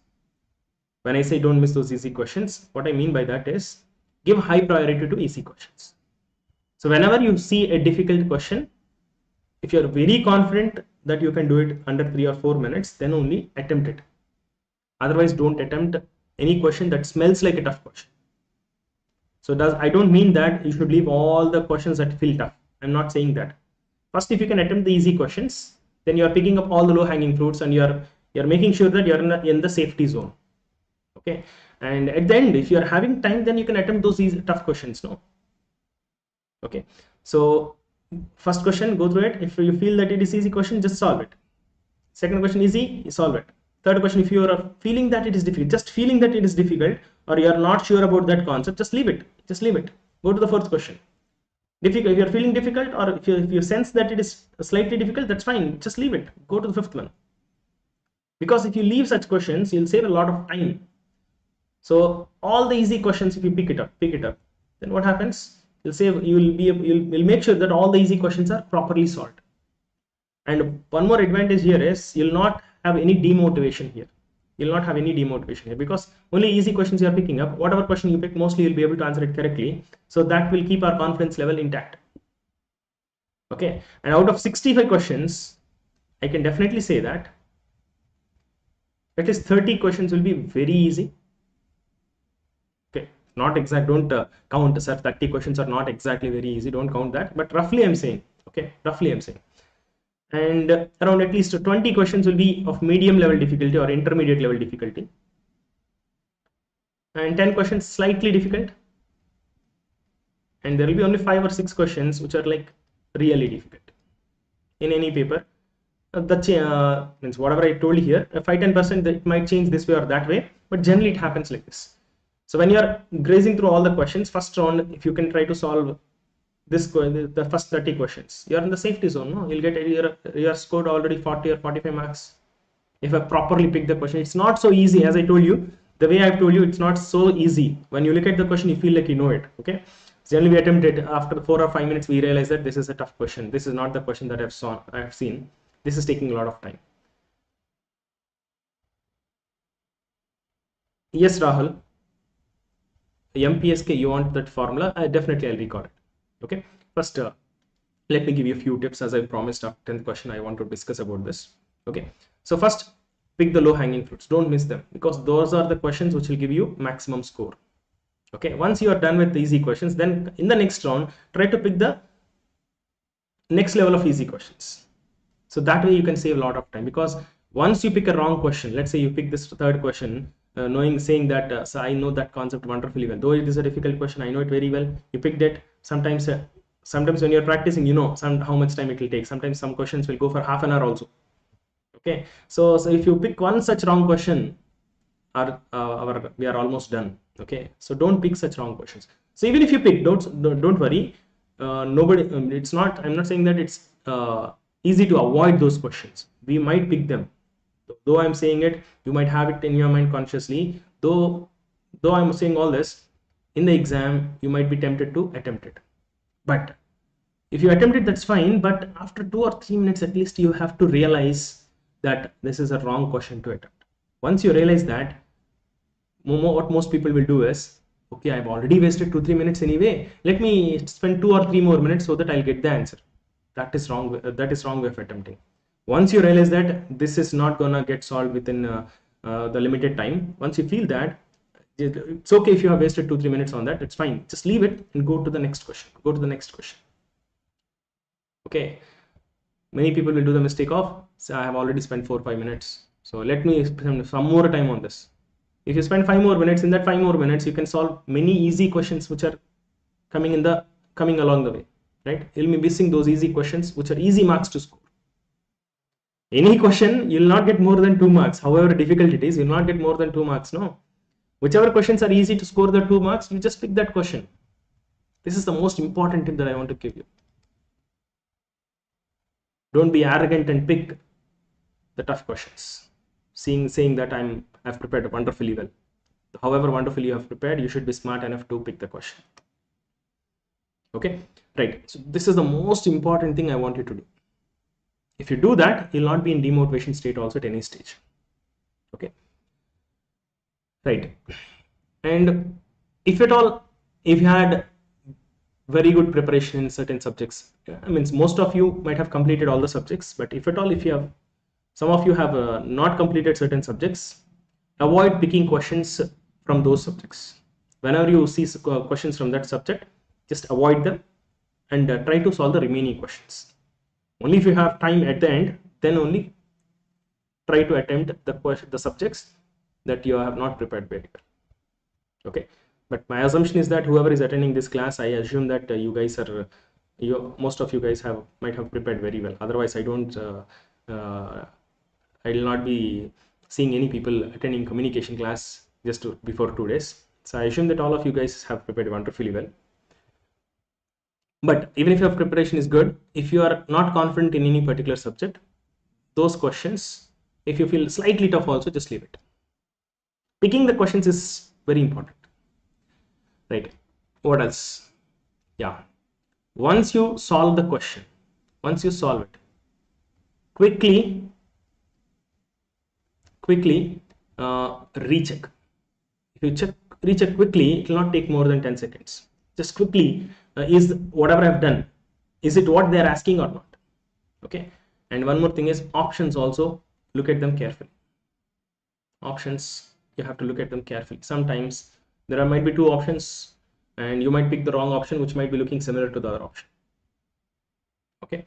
So silly mistakes, whatever you have done previously, you might have some understanding what silly mistakes you are making, and you might have framed something in your mind how to avoid those silly mistakes. Keep that in mind consciously.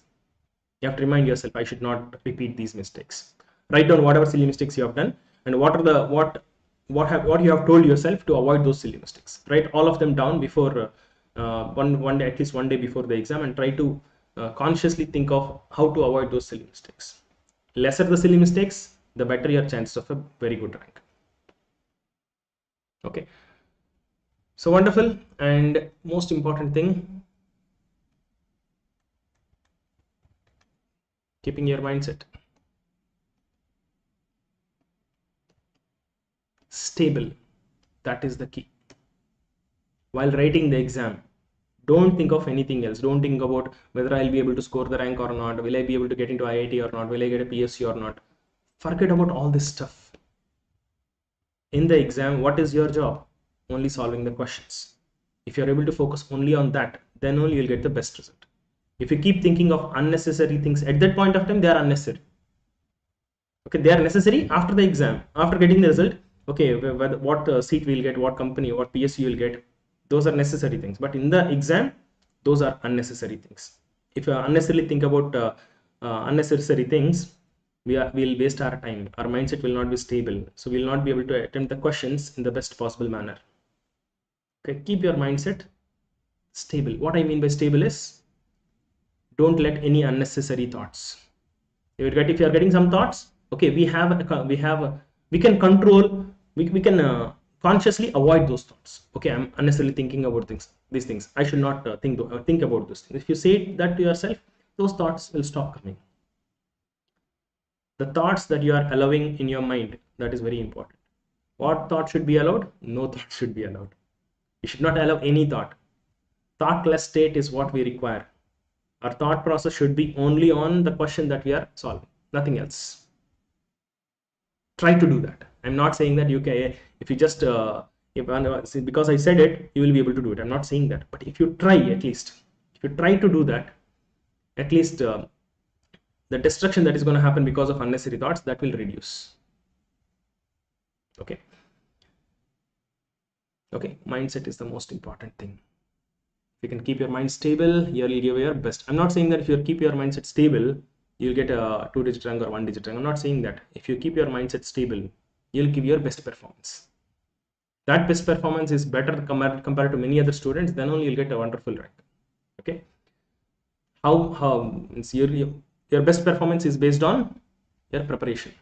in the past 1 year or 2 years, whatever is your preparation, that will decide your best performance. But keeping mindset stable will ensure that you will give your best. That is what you can do at that point. You can do nothing more, nothing less. Fine. So those are the suggestions that are coming to my mind right now. So if I keep coming, if I get anything else, I'll let you know. Fine. So 10 questions are over. Let us solve the remaining 10-15 questions that we have. This is one very important question, one tricky concept as well. So I'm talking about orthogonal FSK.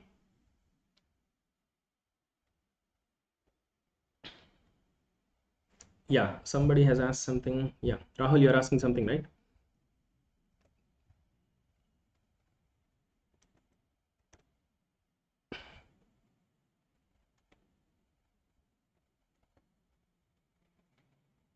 Okay. So Rahul was asking about something about the distance. Dmin, minimum distance, is equal to difference signal energy is equal to dmin square. So this is the relation. So what is the minimum distance? I hope I don't know if you remember that formula or not. For MPSK scheme, if you forgot, no problem. You can recollect. You can solve it and you can find it. I'm taking an 8PSK for example. So what is the distance? Let's find it. So this is root ES. This is root ES. Even I forgot the exact formula because I generally don't remember the formulas. Let me quickly do it and tell you the answer. So this is minimum distance between the two symbols. So d min square is equal to, I'm just applying c square equal to a square plus b square minus 2ab cos theta formula. A square is es plus b square is es minus 2ab is 2es into cos of 2 pi by. So this is 2es common. 2es common, it becomes 1 minus cos is 2 sine square theta by 2, just 2 sine square pi by. So d min square we got. So what is the minimum distance, or what according to you it's Euclidean distance, is root of this, which is 2 root es into sine pi by. Is that okay? This is the formula for minimum distance between two symbols of any MPSK scheme. This is for any MPSK scheme. Though I have taken M8 symbols, I am using general formula 2 pi by M, not 2 pi by 8. So this is the formula which is used for any MPSK scheme. If you know dmin, you can find ED. If you can find ED, we can find probability of error. Probability of error is Q of root of dmin square by 2n naught. ED by 2n naught. Instead of ED, you can write it as dmin square by 2n. Okay, so you can copy this and write it here. Whenever people say that probability of error should be equal, ED should be equal or dmin should be equal. Okay.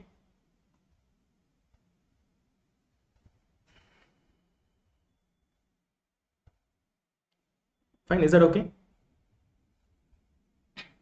Fine. So can you solve this question now? Chandramoli, I hope you are there. I hope my suggestions are helpful.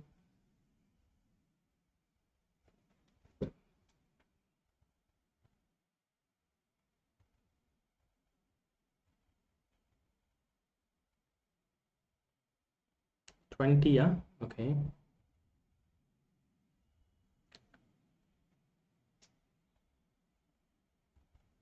Do it. I'll wait for a minute.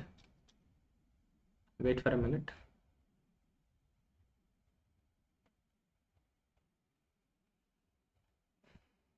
Do it carefully. It's simple orthogonality concept.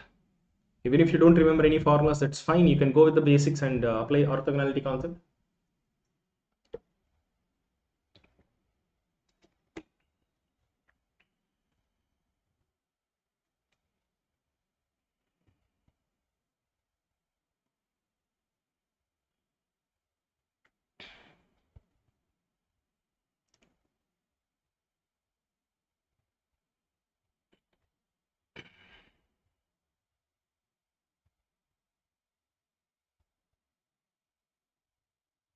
Do it carefully. regarding orthogonal FSK, you are having some formulas f1 plus f2 equal to nRB, f1 minus f2 equal to mRB or mRB by 2. You can use those stuff, or if you forgot that, or if you're having any confusion, you can go with the very basics also. Any procedure, you'll get the same answer. Right? Let me solve it.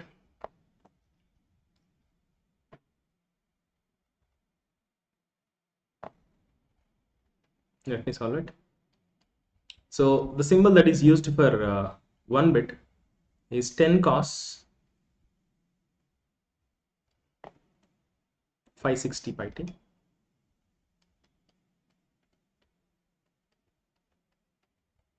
And S naught of t, the symbol that we are using for 0 bit is 10 sine 600 pi t. Okay, and this symbol exists only within TB seconds. TB means bit time. Binary scheme, symbol exists only for TB seconds. If it is M-array scheme, the symbol exists only for TS seconds, symbol time. Now we are saying orthogonal FSK, which means orthogonal FSK means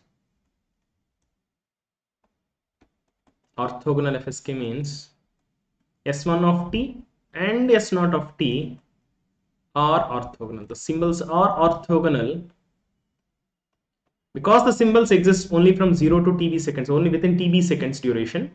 They should be orthogonal within TB seconds only, because they only exist within TB seconds. No, the duration in which they exist is only TB seconds. Basically, cos and sine signals, they exist from minus infinity to plus infinity, because when you're talking about FSK, they exist only for a duration of TB seconds.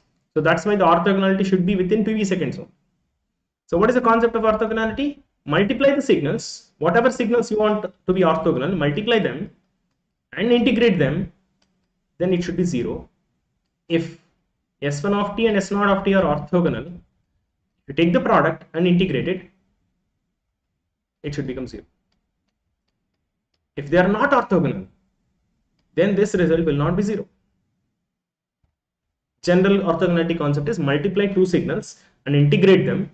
If the result is 0, they are orthogonal. If the result is not 0, they are not orthogonal. As simple as that. Since we are talking about these two signals, generally limits are from minus infinity to plus infinity. But the symbol S1 of t, we know. Let us write it. I'm just going with general procedure. You can apply the observations that we have done in FSK. If you remember any observations that you have in FSK, orthogonal FSK, you can use them also. Any formulas that you remember, you can use them. But I'll go with general procedure. So I'm multiplying the signals, I'm integrating. In what limit should we integrate? Basically, we're from minus infinity to plus infinity, but this signal and this signal, this S1 of t and S0 of t, they exist only from 0 to TB. In this time only, they should be orthogonal. Yes, Agnek, you can use that basic. Yes, I'll recollect that procedure also. Okay. So 10 in 20. 1 second.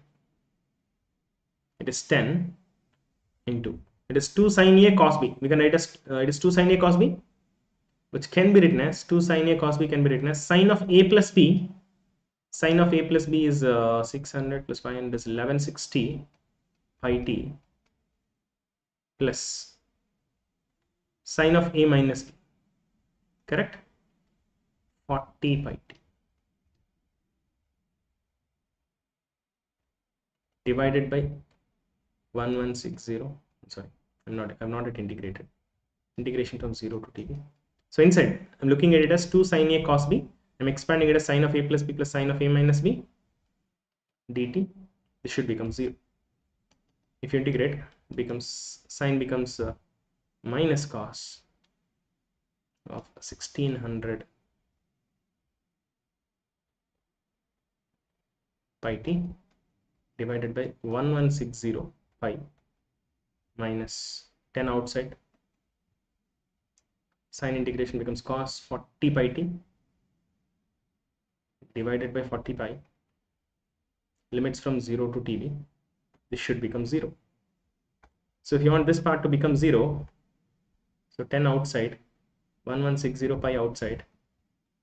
So this cos, if you substitute the limits, is cos 1160 pi t by TB minus cos, if you substitute this 0, cos 0 will be 1 minus this, this 10 outside is coming here, divided by 40 pi into cos, if you substitute these things, this cos of 40 pi TB minus cos of 0 is 1. This total thing should be 0. If you want this total thing to be 0, this part should become 0 and this part should become 0, because the addition of these two things will never become 0, because the multiplication factor is different. So that's why this part should become 0 and this part also should become 0 individually. Now let us equate that and find it. So if you want this part to become 0, any calculation mistakes from my side, just let me know. So this part should become equal to, if this becomes 1, 1 minus 1 will become 0. So which is 1160 pi here.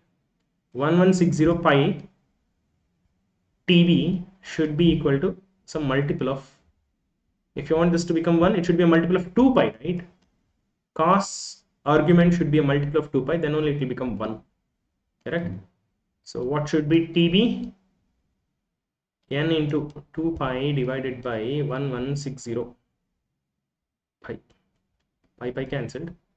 So TB should be an integer multiple of 1 by 580, correct? One second.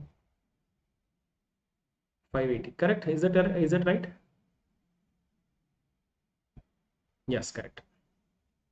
RB should be is equal to 580 pi n, where n is an integer. Okay.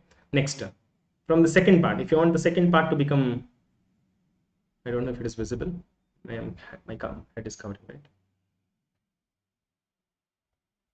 So RB should be something like 580 by n for the first part to become 0, but this is not sufficient. The next part also should become 0, which means cos 40 pi TB should become 1, which means TB should be equal to a multiple of 2 pi divided by 40 pi, which is equal to n by 20. TB should be a multiple of n by 20, which implies RB should be a multiple of 20 divided by n. Okay, so RB should be a multiple of 20 by n and RB should be a multiple of 50 by n for both these things to become 0. So when will both become 0? If you put n equal to 1, here, RB equal to 20. So for some value of n, if you put some value of n, is there a chance that we get 20 here also? For some value of integer n, we'll get 20. Is that possible or not? Right? For n equal to, what is that, 29, right? Yeah. So if you put n equal to 29, we get RB as 20 here. Correct? So for RB equal to 20, if you put RB equal to 20 or TB equal to 1 by 20, this part also will become 0 and this part also becomes 0. The common value of RB for which these both terms will become 0 and orthogonality will be maintained is RB equal to 20. This is a little longer procedure. I have gone with the very basics actually. I've gone with very basics. But you can, if you remember the formula that is there in orthogonal FSK, you can do it a little quicker, much faster. One second, my laptop is getting stuck a little bit. I don't know why.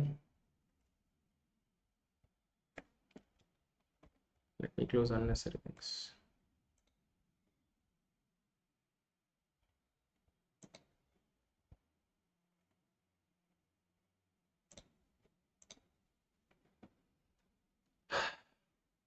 Fine.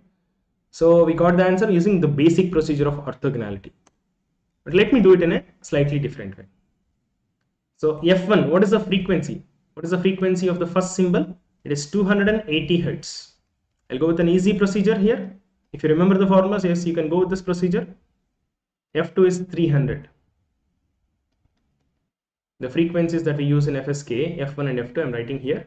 So the relation that we have is F1 plus F2 should be a multiple of NRP, and F1 minus F2 should be a multiple of MRB. Since that is a subtraction, F1 can be bigger or F2 can be bigger. So let us take it as a modulus only. So this is the relation that should be satisfied for non-coherent FSK. When do we call it as non-coherent FSK? When the phases of both the symbols are not same. Okay. So are the phases same here? Sir, they're same. No, you'll say. No, it is cos, this is sine. If both are cos with same phase, then only we can use the formula of coherent FSK. So what is the formula for coherent FSK? So in this case, these two are not coherent. Okay, these two are not coherent. They are not having same phase. So that's why we have to apply this basic. So how about coherent case? If both are given as cos, then what is the formula that we should be applying? NRB F1 minus F2 modulus should be a multiple of MRB by 2. Some difference should be a multiple of RB by 2. This formula can be applied, this relation can be applicable only for coherent FSK. Coherent FSK means both symbols should have exactly same phase. Right?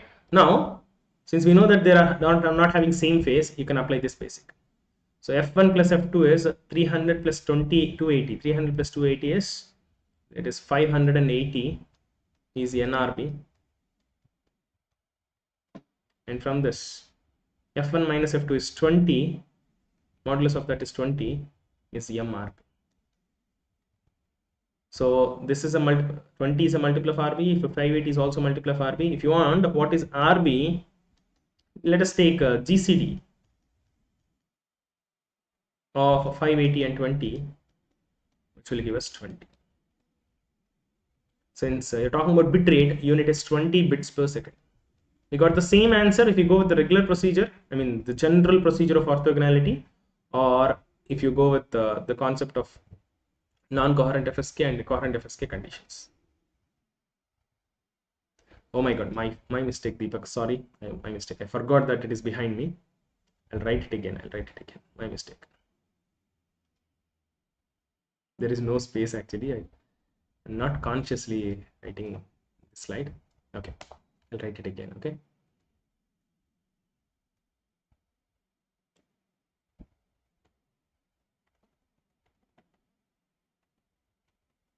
I'll write it in the last slides. Okay.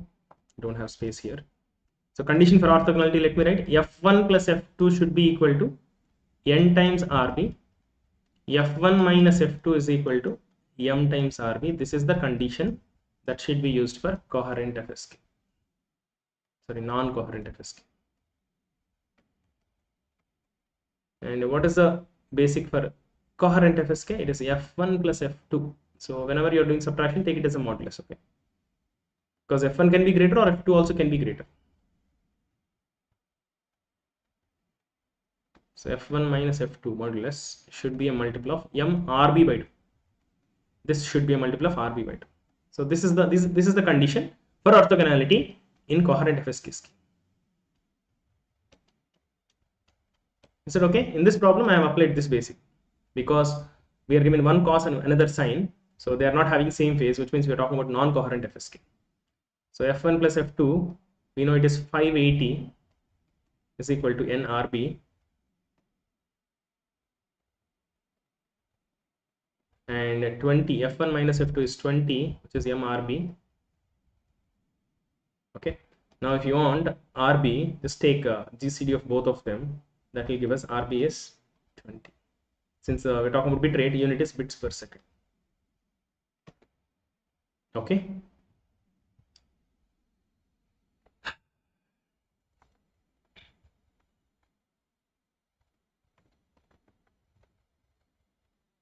Fine. So we're done with this problem. I'm moving on to the 12th question. So I've taken a little bit more time to explain things here. But anyway, it will help you, I think. So this is a problem on constellation diagrams. Try to do it carefully. Using constellation diagrams, we can find energies. We can also find Euclidean distance or d min or a difference signal energy.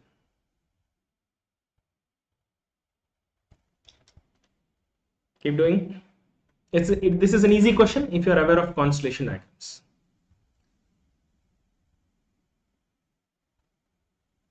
People who know it, you can start doing it. People who are not aware of it, I'll tell you what it is. Constellation diagram is these points, right? These points are nothing but symbols. Symbols we are representing as points for convenience. Okay, each symbol represents one. Each point represents one symbol. Since 4 points are there, they were talking about 4 symbols. 4 symbols means it's a four array scheme, which means number of symbols we are transmitting through the channel is 4. It's like it might be 4 PSK scheme or 4 QAM scheme or 4 FSK or 4 ASK, that kind of scheme, since 4 symbols are there. Okay, so there are only 2 points that we need to learn in constellation diagrams. Distance of each point from origin. If you measure the distance of each point from origin, that will give you square root of energy of that symbol. How much energy are we spending for that symbol, that you'll get. And distance between the symbols, when you take 2 symbols or 2 points, distance between 2 points, what will it give you? Any 2 points, it will give you root of difference signal energy. Difference signal energy, that ED that we are talking about. Difference signal energy. We can find difference signal energy as well as energy using constellation diagrams. You can use this basic. This is the only basic that is required for constellation diagrams. If you're not aware of it also, you can use this basic. Very nice. So I'm talking about which is the better choice in terms of quality. Quality means how do you measure quality? Using ED or using D-min. Just compare D-min in both of them. That will tell us about quality. Should D-min be more for better quality or less for better quality? D-min should be more or less? More D-min, more noise can be accepted. Better quality, you'll get better quality when minimum distance between the symbols is more. When symbols are having more distance between them, then they can accept more noise, but still create less errors. Okay, more D-min or more ED implies better quality. Simple points. Okay, now we should find out which has more minimum distance. Okay, since we are talking about only quality, we just need to find out what is the minimum distance. So see here is the distance here. 1 2 3 4 5 6 distances are there. Out of them, can I say that this is minimum distance? This is also minimum distance, this is also minimum distance, this is also minimum distance. So there are 4 minimum distances and 2 distances which are bigger. What is important for us? Only when you're talking about quality, only the least distance is important for us. The least distance between the symbols. So this distance, if you can measure, that itself will be the least distance in this case. So what is the minimum distance in the first case? In the first constellation diagram, what is the minimum distance? This is A, right angle triangle. This is root 2 times A. It is root 2 times A or 1.414 times A. What is the minimum distance in the second case?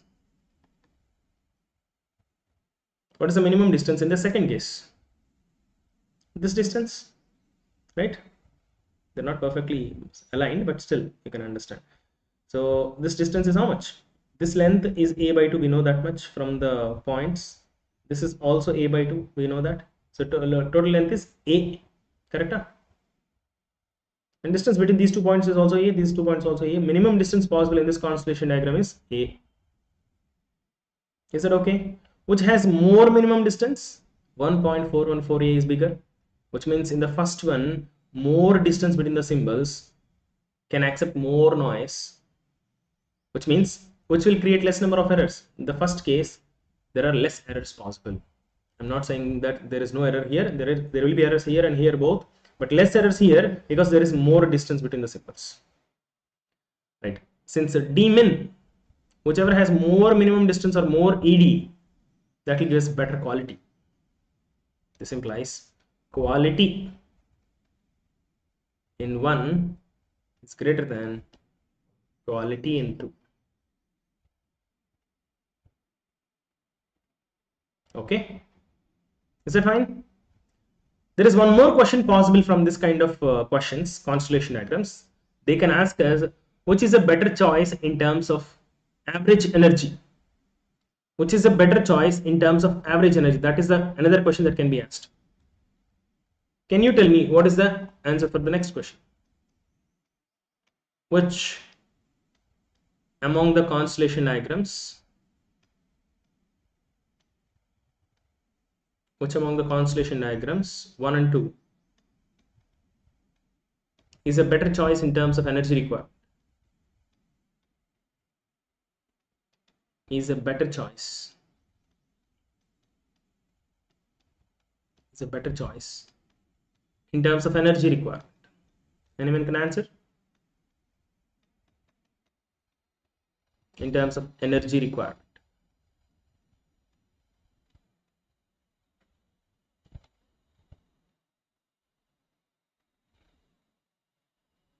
Average energy requirement of 1, how much is that?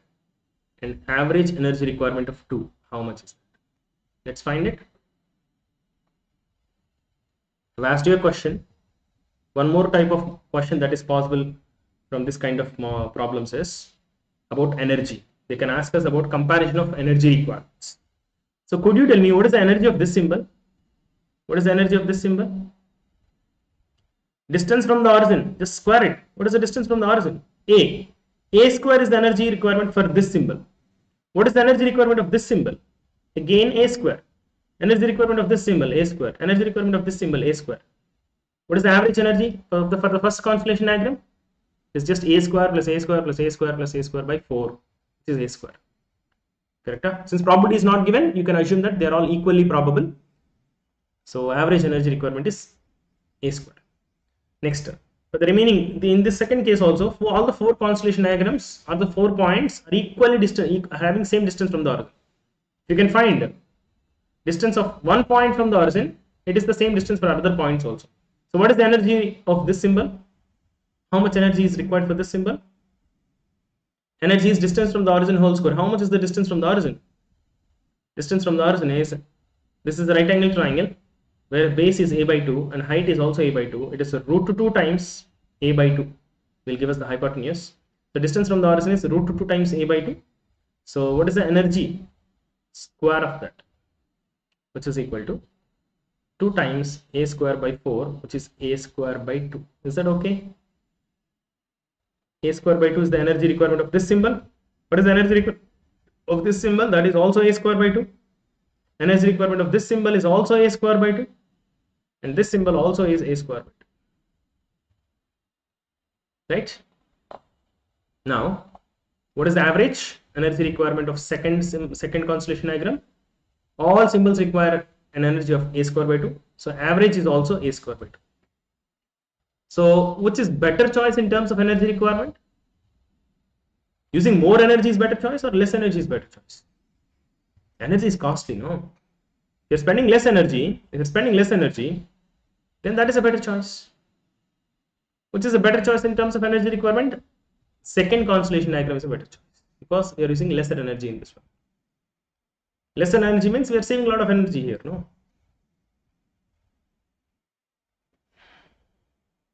Okay, wonderful. So moving on to the next one. Next, so questions on random variables.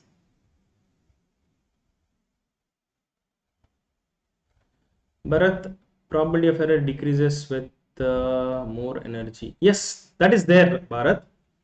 See, probability of error and energy, two things if you combine, then it will be confusing. What you should do is, when you're trying to compare probability of error, then you should assume that energy is same. Okay.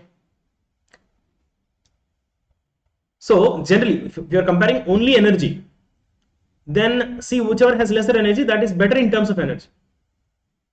So every scheme might have one advantage, another disadvantage. So I'll go to the previous question once. So first scheme is better in terms of quality according to the design compared to the second scheme. But second scheme is better in terms of energy requirement compared to the first one. Okay, so we can't have all advantages in a single scheme. If you take ASK and PSK, ASK has less energy requirement. So ASK is better in terms of energy compared to PSK. ASK requires less energy, but though it requires less energy, we are compromising in terms of quality there. So one thing we have to compromise to get the other thing. So it's not like every we can design a scheme which will get which can give us everything, quality, energy, less energy, everything. It's not possible.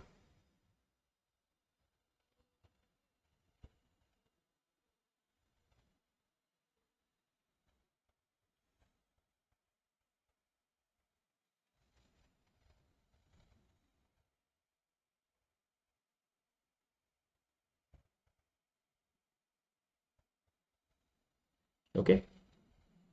Yeah, that's right, Bharat. Sagnik, you're asking something. So low d min means the chance of 0 becoming 1 and vice versa is high. So probability of error will be high. Correct.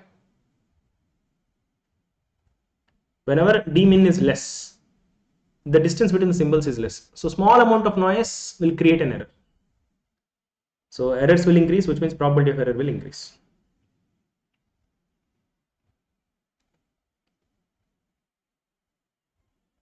Okay, so this is an easy question. I believe you should be able to do it quickly without any mistakes. These kind of questions, we should not miss it. We should not miss them. We should not make any silly mistake. Right, so this is PDF. They're just asking us to find the value of A. The funda is, since it is PDF, its area should be 1. That is a simple funda they are expecting us to use. So what is the area? Area of the rectangle is 4A plus what is the area of the triangle? It is half into base into height. Half into base is 2 units. Height is A, which is 1. So 5A equal to 1. A equal to 1 by 5, or we can also write as 0.2. I hope you got the answer. Easy question. Very basic question. Is this question clear? Can I move to the next one?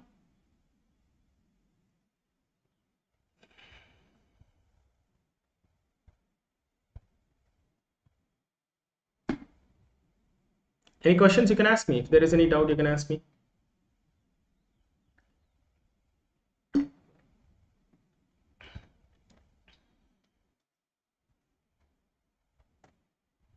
Next one. Same graph, but I'm asking you different questions here. So what is P of x less than 0? Come on, I want quick answers here. Very quick answers here. There are less than half-minute kind of questions. Each one will take less than half a minute. Some people, if you're good enough, you can solve it within 10 seconds also. Each one. Come on, who will tell me the answer quickly?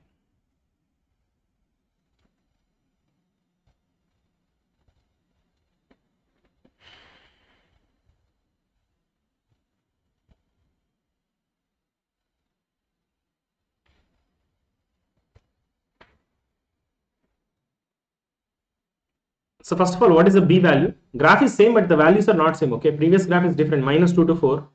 Present graph is different, -3 to 6. So what is the B value? First, can you tell me that? What is the B value? Area should be 1. So area here is 6B plus half into base into height. Half into base is 3 into height is B is equal to 1.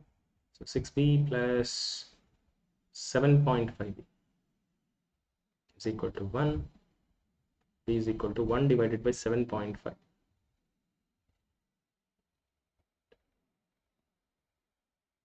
Or you can also write as 2 by 15. Right, B we got it, which is 2 by 15. Very good. So P of x less than 0 means you just find the integration of fx of x. The meaning of it is add up all the probabilities of the random variable for values less than 0. Less than 0 means from -infinity to 0. Just integrate it in this region till 0. Since it is an easy graph, you can find the area directly. It is half into base is 3 into height is 2 by 15. So 3 1s, 3 5s, 2 2 cancelled.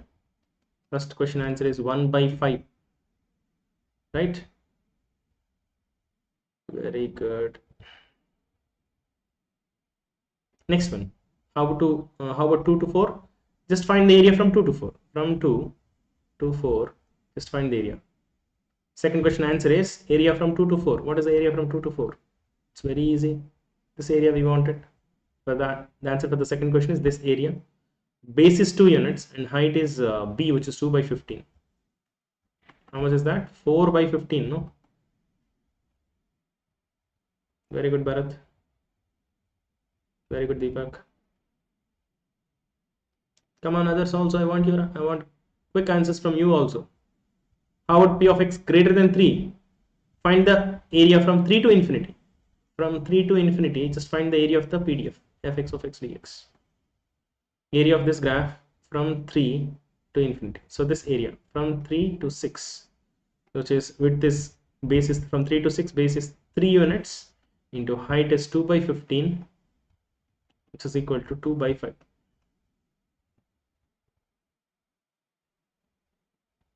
Simple questions. Here they are interested in values greater than 3. So just add up the probabilities of values greater than 3, which means find the area from 3 to infinity. These are easy questions. We should not miss them. We should not make any mistakes in these kind of questions.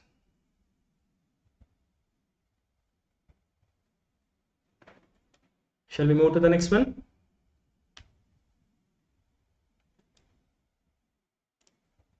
If any question you have taken more time, you can, whatever question I'm discussing, you try to solve that question. If you are stuck with some question, just leave it, and after the class, you can spend time on that. Don't worry if you are not able to solve some questions. Spend more time, you'll be able to get expertise in that question. And moving ahead. This is also another easy question. CDF I have given. I'm asking you to find the PDF. Can you find the PDF quickly? Come on, let us make it fast. Easy questions, we should not waste time. Differentiation of the CDF. That should give us, no? So what is the differentiation of this one? Differentiation means slope. What is the slope here? So what is the height here? I did not give the height. I think you know the height, right? Do you know the height? Anyone knows the height?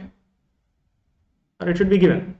Because this is CDF, it will become 1, no? After some time, after some values of x, it should become 1. Whether I give it or not, you should definitely know that it should be 1. It can't be more than 1 or less than 1. Okay? I forgot to give, but even if it is not given also, we can find it from the properties of CDF. Right. So what is the slope here? Slope is half units. Correct? Slope is half. So differentiation of a constant increasing function is constant function. So what is the slope is half here. So height is half from -2 to 0. Differentiation of this signal is a rectangle kind of function. Differentiation of constant signal is 0.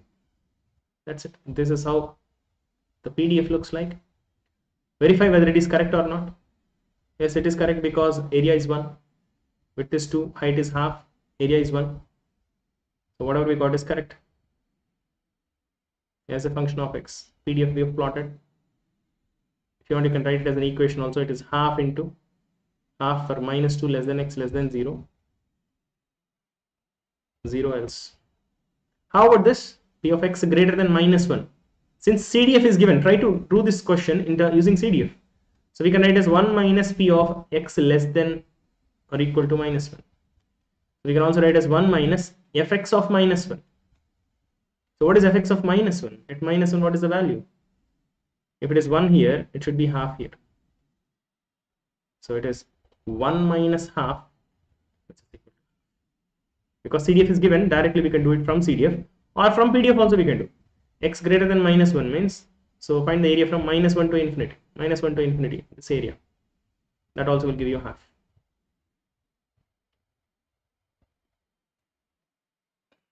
Good. Very nice. Shall we move ahead?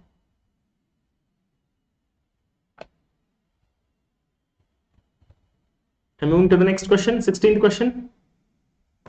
One more easy question. Random variables. I've given you a question on normal distribution or Gaussian distribution. Do it quickly. let us save some time here. Let's do it quickly and let us avoid any mistake that is possible.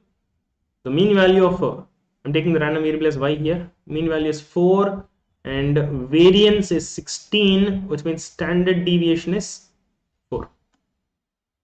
And I hope you know a relation between CDF of Gaussian and CDF of normalized Gaussian. X minus x bar divided by sigma x. This is the relation. I hope you're following this. This is the CDF of any Gaussian. This is the CDF of a Gaussian function with mean 0 and variance 1. This is the relation. Whenever question is given on Gaussian distribution or normal distribution, our answer should be in terms of f function or q function. And you know the relation between f function and q function. F of x is equal to 1 minus q of x, or q of x is equal to 1 minus f of x. I'm just revising few basics that is required. So how about the first question answer? P of y greater than 8 means 1 minus, we can write as P of y less than 8. Why am I writing like this? Because CDF means we're talking about values less than 8. Since we want to express the probability in terms of CDF, I'm expressing in this format. 1 minus, it looks like Fy of 8. 1 minus Fy of 8 can be written as f of 8 minus, instead of x we are having y. Y minus y bar by sigma y. Y minus y bar. How much is y bar? Y bar is 4 divided by sigma y. Sigma y is how much? 4 again. And how much is that? 1 minus f of 1. 1 minus f of 1. In the options you might find 1 minus f of 1, or you might also find q of 1. Is that okay? Very good. Some of you have answered correctly. Come on, others also should pick up. I want answers from you also. That will give me motivation. Come on. Next one. 1 minus p of y less than 0. I'll do it a little quicker. Simple stuff here. Fy of 0, which is equal to 1 minus f of 0 minus y bar by sigma y. Just 0 minus 4 divided by 4, which is 1 minus of f of minus 1. 1 minus of f of minus 1. F of minus 1, let me write it. F of minus x is equal to q of x. Okay. So 1 minus f of minus 1 can be written as 1 minus q of minus 1. Sorry, 1 minus q of plus 1. F of minus x is same as q of x. F of minus 1 is same as q of 1. 1 minus q of 1 can be written as f of. You might find in the options any of these three. Any of these three. Next one. Yes, you can also write it as q of minus 1. Correct. Q of minus 1 is also right. Next one. So p of y 0 less than y less than 8 means we can write it as p of y less than 8 minus p of y less than 0, which is fy of 8 minus fy of 0, which is equal to fy of 8 is f of 8 minus 4 divided by 4 minus f of 0 minus 4 divided by 4. I am applying the formula directly. So it is f of 1 minus f of minus 1. You can leave it like this, or you can also write as f of 1 minus q of, or you can also write it in different ways. Next one. How about last one? You can write it as fy of 7 minus fy of 2, which is equal to f of 7 minus 8. Sorry, 7, it's not 8, no, it's 4 is the mean. Mean is 4. 7 minus 4 divided by 4 minus f of 2 minus 4 divided by 4, which is equal to f of 3 by 4 minus f of minus 2 by 4 is minus 1 by 2. You can stop it there.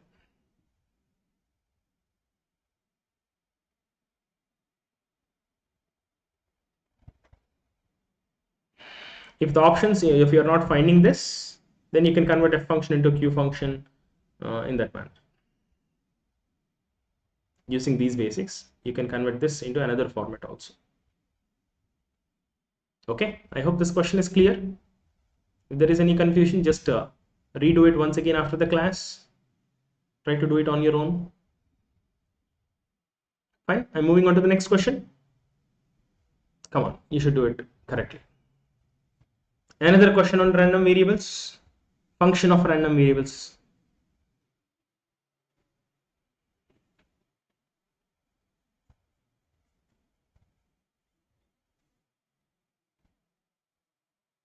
There is one basic that I want to revise here. If y equal to ax plus b, if this is the format, if x is Gaussian, then what will be y? When there is a linear, or when there is a linear kind of relationship like this, ax or ax plus b or x plus b kind of relation, then if whatever is the shape of the PDF of x, same will be the shape of the PDF of y. That does not mean that shape will be exactly same. Shape will be different, but the name of the shape is same. If this is Gaussian, this also will be Gaussian. The mean value of this and mean value of this definitely will be different. No, the variance of this and variance of this will be different, but shape will be Gaussian.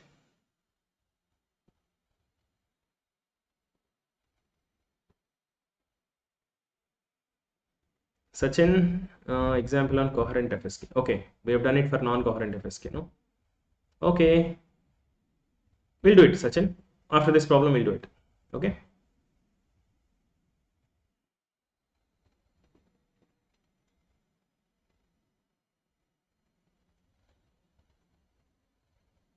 In fourth question, Alpana will go back to that question. Let us, okay, fine. So people, guys, you can keep doing this question. I think you might have copied the question, right? You can copy the question. I'll go back to the doubts that people have. Sachin, your doubt and Alpana's doubt I'll clear now. You can focus on what I'm going to say next. First, let me clear the fourth question answer. It should be 2.2 megahertz only, no? 400K. Why 400K, dear? Alpna, see, it's not 400K. Definitely it's not 400K, because we are saying digitized. When we say digitized, we should apply the baseband sampling theorem, the sampling theorem concept. Fs greater than or equal to 2 times bandwidth of the signal. You might say bandwidth is, okay, you might say bandwidth is for band pass signal. For this one, bandwidth is 0.2 megahertz. I think you might have done this, right? You might have substituted this 0.2 hertz in place of bandwidth, correct? But see, this our discussion, if you remember the discussion of Fs greater than or equal to 2b, this is the analysis that we have done for baseband signals. Okay, this is the relation that is valid for only for baseband signals. This is the Nyquist criteria, we call it. This is applicable only for baseband signals. When we want to digitize, we have to apply the Nyquist criteria only. But this is not a baseband signal, no. But we are going to assume it as a baseband signal when we are digitizing. Whenever you are assuming it as baseband signal, what is the bandwidth formula? For baseband signal, bandwidth is always highest frequency. Okay, so whenever you want to digitize, though the bandwidth is 0.2 megahertz, you're going to treat it as 1.1 megahertz and going to sample. Because while digitizing, you should not consider the actual bandwidth of the signal. You should take highest frequency itself as bandwidth.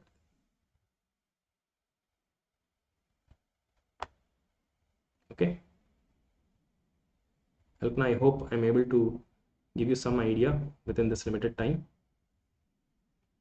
Why like that only? Why like this means it's difficult to convey within this short time. So that's a complete different story altogether. Baseband sampling theorem, if you understand, and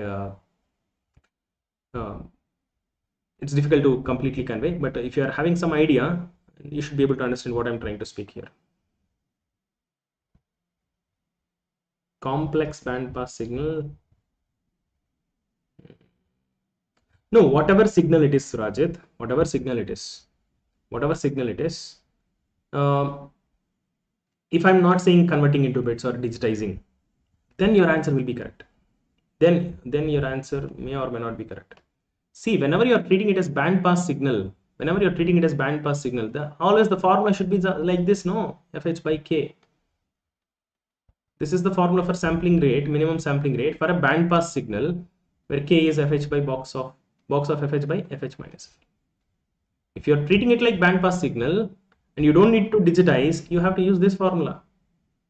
Why? Because only if you sample like this. What happens when you sample? I'll just give you a brief idea what is happening.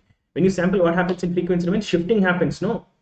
And when the periodic repetition is happening, so this repetition will go on, it might go on overlap with another. The sampling rate for which that repetition will not create any overlapping, that sampling rate is what we want. So whatever I have written here, this is one such sampling rate. The smaller sampling rate for which you keep repeating this, if this one you are shifting, this one you are shifting, this one you are shifting, but still no overlapping, no. Such kind of sampling rate is this sampling rate. Okay. So here, but when you are shifting, this is coming in between. But when you are treating it as baseband signal, what happens is this will not come in between. This will go, the first shifting itself, this will go beyond this. When you are treating it as baseband signal, you are going to take a little higher sampling rate only, but that will help for digitization.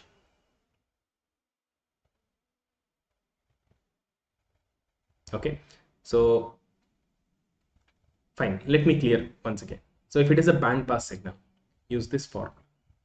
Use this formula if they are not asking about digitization. Okay, if it is a band pass signal and they are asking about digitization, use this formula. 2 times highest frequency in the signal. Don't worry about the bandwidth of that band pass signal, only worry about the highest frequency. So this is the formula for band pass signal if you are talking about digitization. If they are not talking about digitization or converting into bits, use this formula. As simple as that. Okay, I hope I'm able to clear things for you. Okay, so there is no time for preparation. I know that, so that's why I'm not suggesting other things. There are a lot of my classes in YouTube, so I have taken classes on band pass and baseband sampling and band pass sampling both. So if you want to learn, when you get time, you can go through those lectures, then you'll get more clarity. Fine. Okay, so I'll come back to question coherent FSK, right? You're asking about coherent FSK. Yes.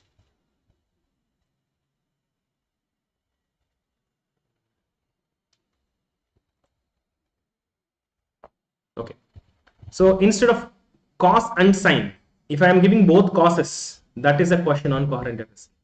If I am giving both causes, that is a question on coherent FSK. In that case, what is the answer? You can try to find it. If the one signal is 10 cos 560 pi t and another signal is 10 sine 10 cos 600 pi t. Instead of sine, if I have given cos, then you should understand both are having same phase, which means you're talking about coherent FSK. You're talking about coherent FSK. Coherent FSK means the relation is f1 plus f2 should be a multiple of rb, and f1 minus f2 should be a multiple of mrb by 2. So which is f1 plus f2 is, we know it, right? So what is f1? 280, and this is 300, which is 580 is mrb,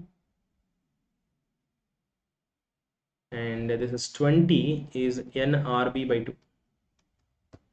And if you do GCD of both of them, greatest common divisor, what is the greatest common divisor of mrb and nrb by 2? What is the greatest common divisor of mrb and nrb by 2? It is rb by 2. mrb and nrb by 2 is rb by 2. Correct? So what is the GCD of 580 and 20? It is 20 is equal to rb by 2. So what is rb? rb is 40 bits per second. Is that okay? Sachin Kumar, I hope you have understood. Only difference is if it is non-coherent FSK, you are going to take f1 minus f2 as m times rb. If it is non-coherent FSK, you are going to take m times rb here. If it is coherent FSK, you are going to take m times rb by 2. For non-coherent FSK, instead of rb by 2, we are going to have rb.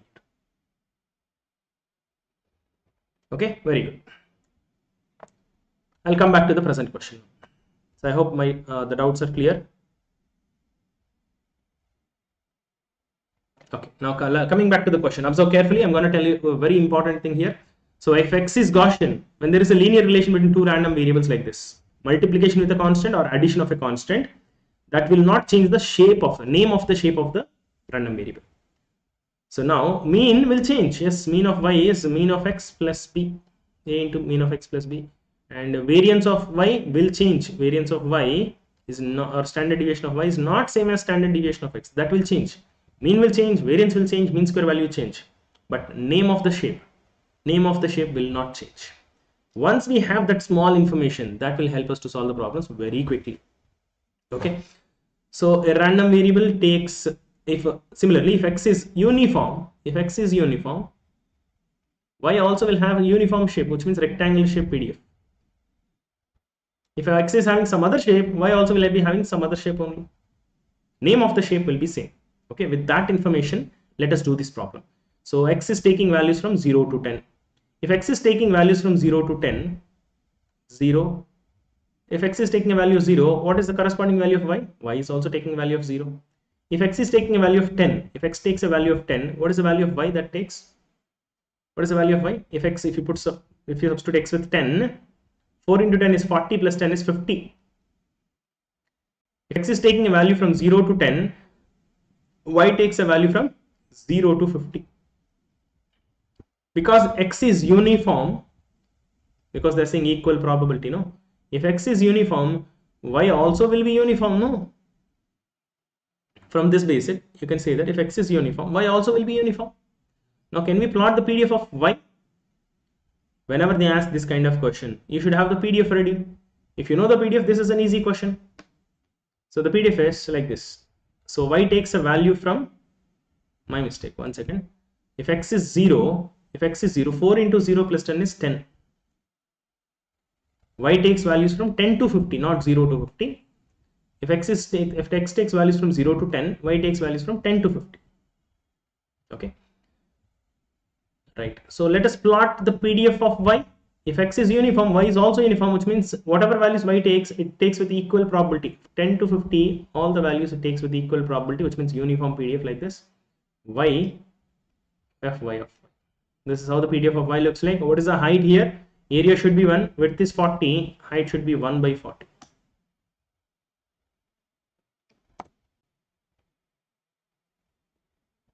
One second.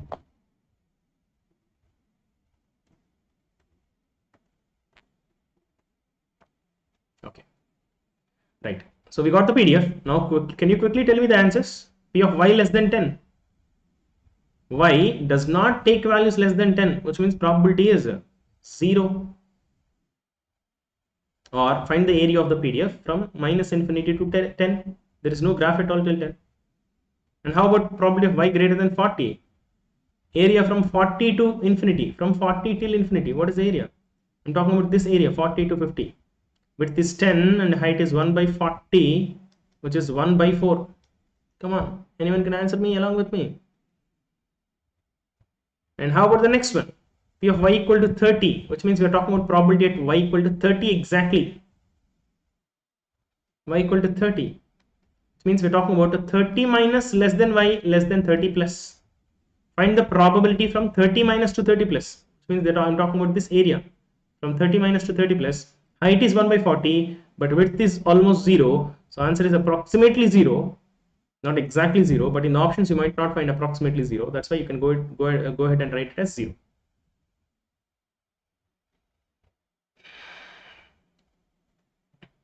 Anyone can answer the last one? 10 to 50. The area from 10 to 50. Area from 10 to 50. Width is 40. Height is 1 by 40. It is 1.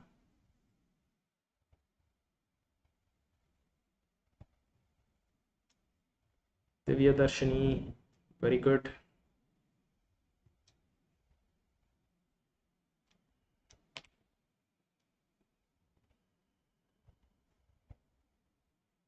Surajit, what happened?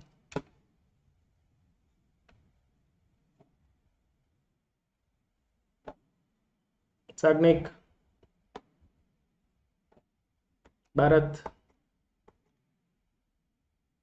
One quick answers. Come on, your focus should not deviate. Your efficiency should not decrease as we go after 1 hour of exam or 1.5 hour of exam. Our focus levels will decrease. So take a half-minute break, take some sip of water, and come back to normality. Fine, I'm moving ahead. I'm moving to the next question. It's a wonderful question. Again, question on random variables. I would rate this as intermediate level question.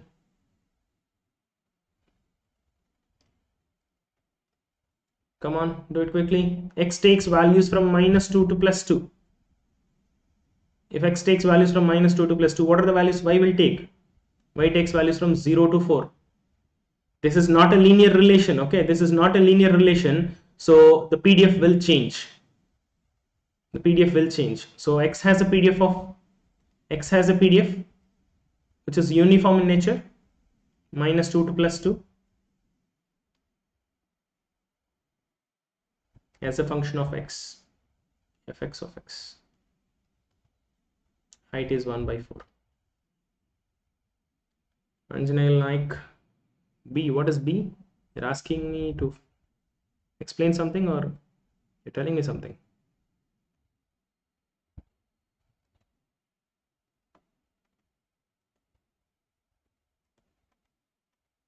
Okay. Y takes values from 0 to 4, but Y is definitely not having uniform PDF because it's a non-linear relation. Non-linear relation in shape will change. Shape of the PDF will change. Okay. Now I'm asking you to find Y less than -1 value. I think this is a straightforward question. No. Y does not take negative values. No. So what is the probability that Y takes a values which are less than -1 they are asking? So we know that Y does not take negative values. So we can say that the probability with which Y takes values less than -1 is 0. And how about probability of Y greater than 2? If you want Y to be greater than 2, then can we write as 1 minus P of Y less than 2? It's easy to analyze in this way. If you want Y to be less than 2, if you want Y to take values less than 2, then how should be X values? Can you tell me? Because we know only the PDF of X, so you have to express Y in terms of X. Then only we can solve the problem. Okay, because finding Y PDF is gonna take time, and finding the answers using Y PDF is gonna be tricky. So that's why I try to find the answers using X PDF. So if you want Y to be less than 2, X should be between -√2 to +√2. Am I right? If X takes any value between -√2 to +√2, -√2 to +√2, then if you square it, -√2 if you square it, it will be +2, +√2 if you square it, it will be +2. So if X is in between -√2 to +√2, Y definitely will be a value which is less than 2. Okay, now it is 1 minus. What is the probability that X takes a value between -√2 and +√2? Which means I'm talking about this area. Width is 2√2, height is 1/4, which is equal to 1 minus 1/√2. You can leave it at that place.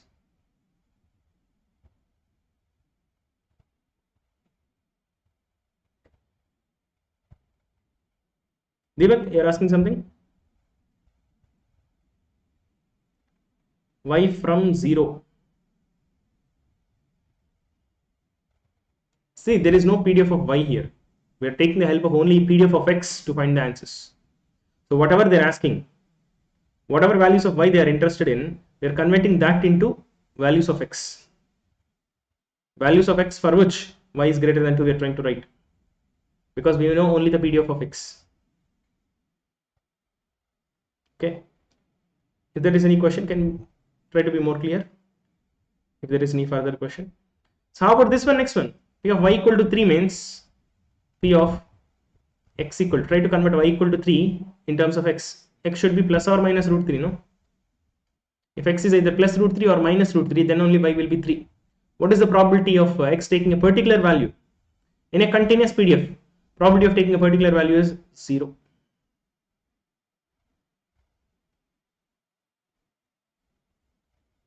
How from 0? Okay. Come on. See, X you are squaring, no? -2 to +2 values. X is from -2 to +2, right? -2 to +2, there are infinite values. If you square it, minus 2 whole square become plus 4, minus 1 whole square will become plus 1, minus 0.1 whole square will become plus 0.1 square, which is 0.01, 0 square will become 0 only. What is the least value of x square possible? 0 is the least value, no? So if you square all the values from minus 2 to plus 2, the least value possible is 0, because 0, x, when x takes 0, if you square it, it will become 0. What is the highest value possible? 4. Okay, so if x takes minus 2 to plus 2, y definitely takes from values from 0 to 4. Okay, next one, last question. Minus 1 to 2, which means area from minus 1 to 2. It's an easy question. Find the area from minus 1 till 2. Width is 3 units and height is 1 by 4. Find the area of the PDF from minus 1 to 2. Just 3 by 4.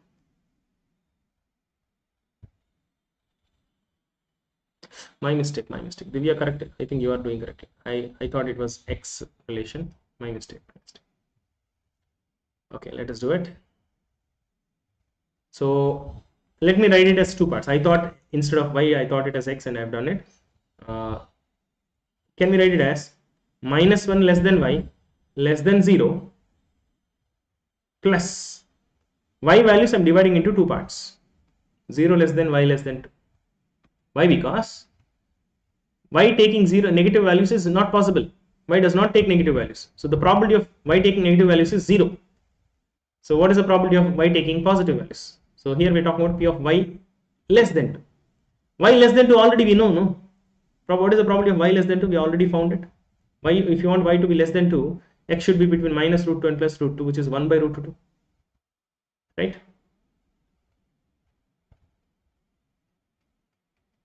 We have already found this. It is 1 by root 2. Very good. Very good, Divya Darshini.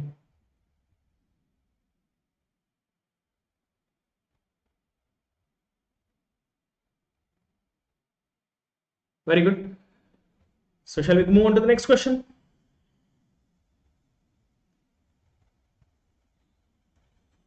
Any confusion? Any question?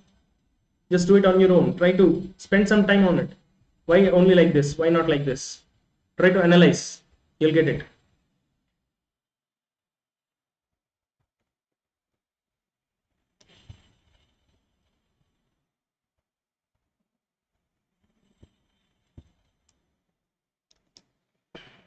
Okay, very good.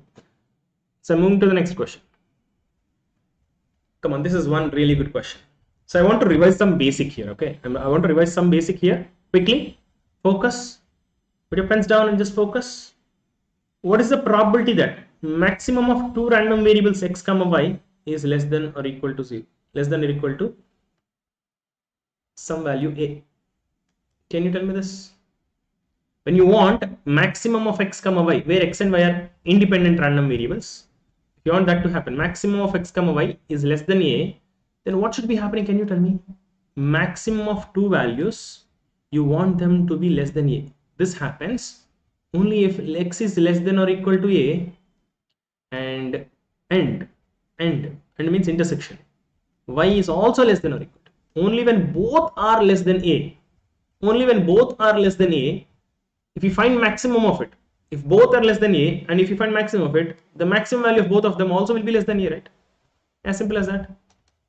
So p of x less than or equal to a, intersection, and can be written as intersection. Intersection also can be written as a comma. Whenever somebody writes comma here in two random variable case, that means they're talking about an intersection or end relation. And both should happen.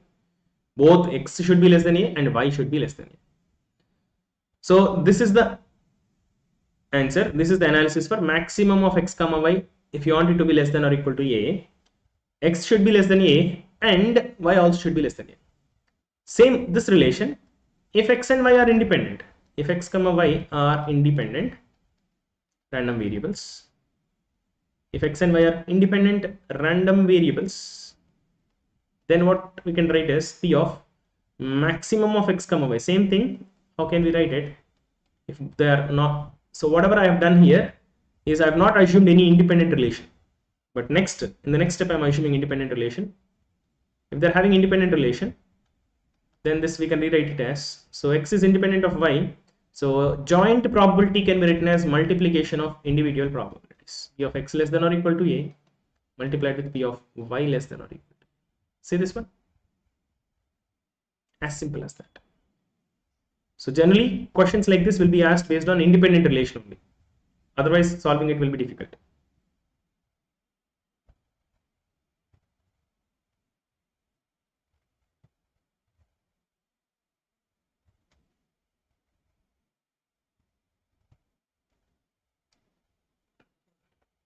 You're saying something 1 by 4.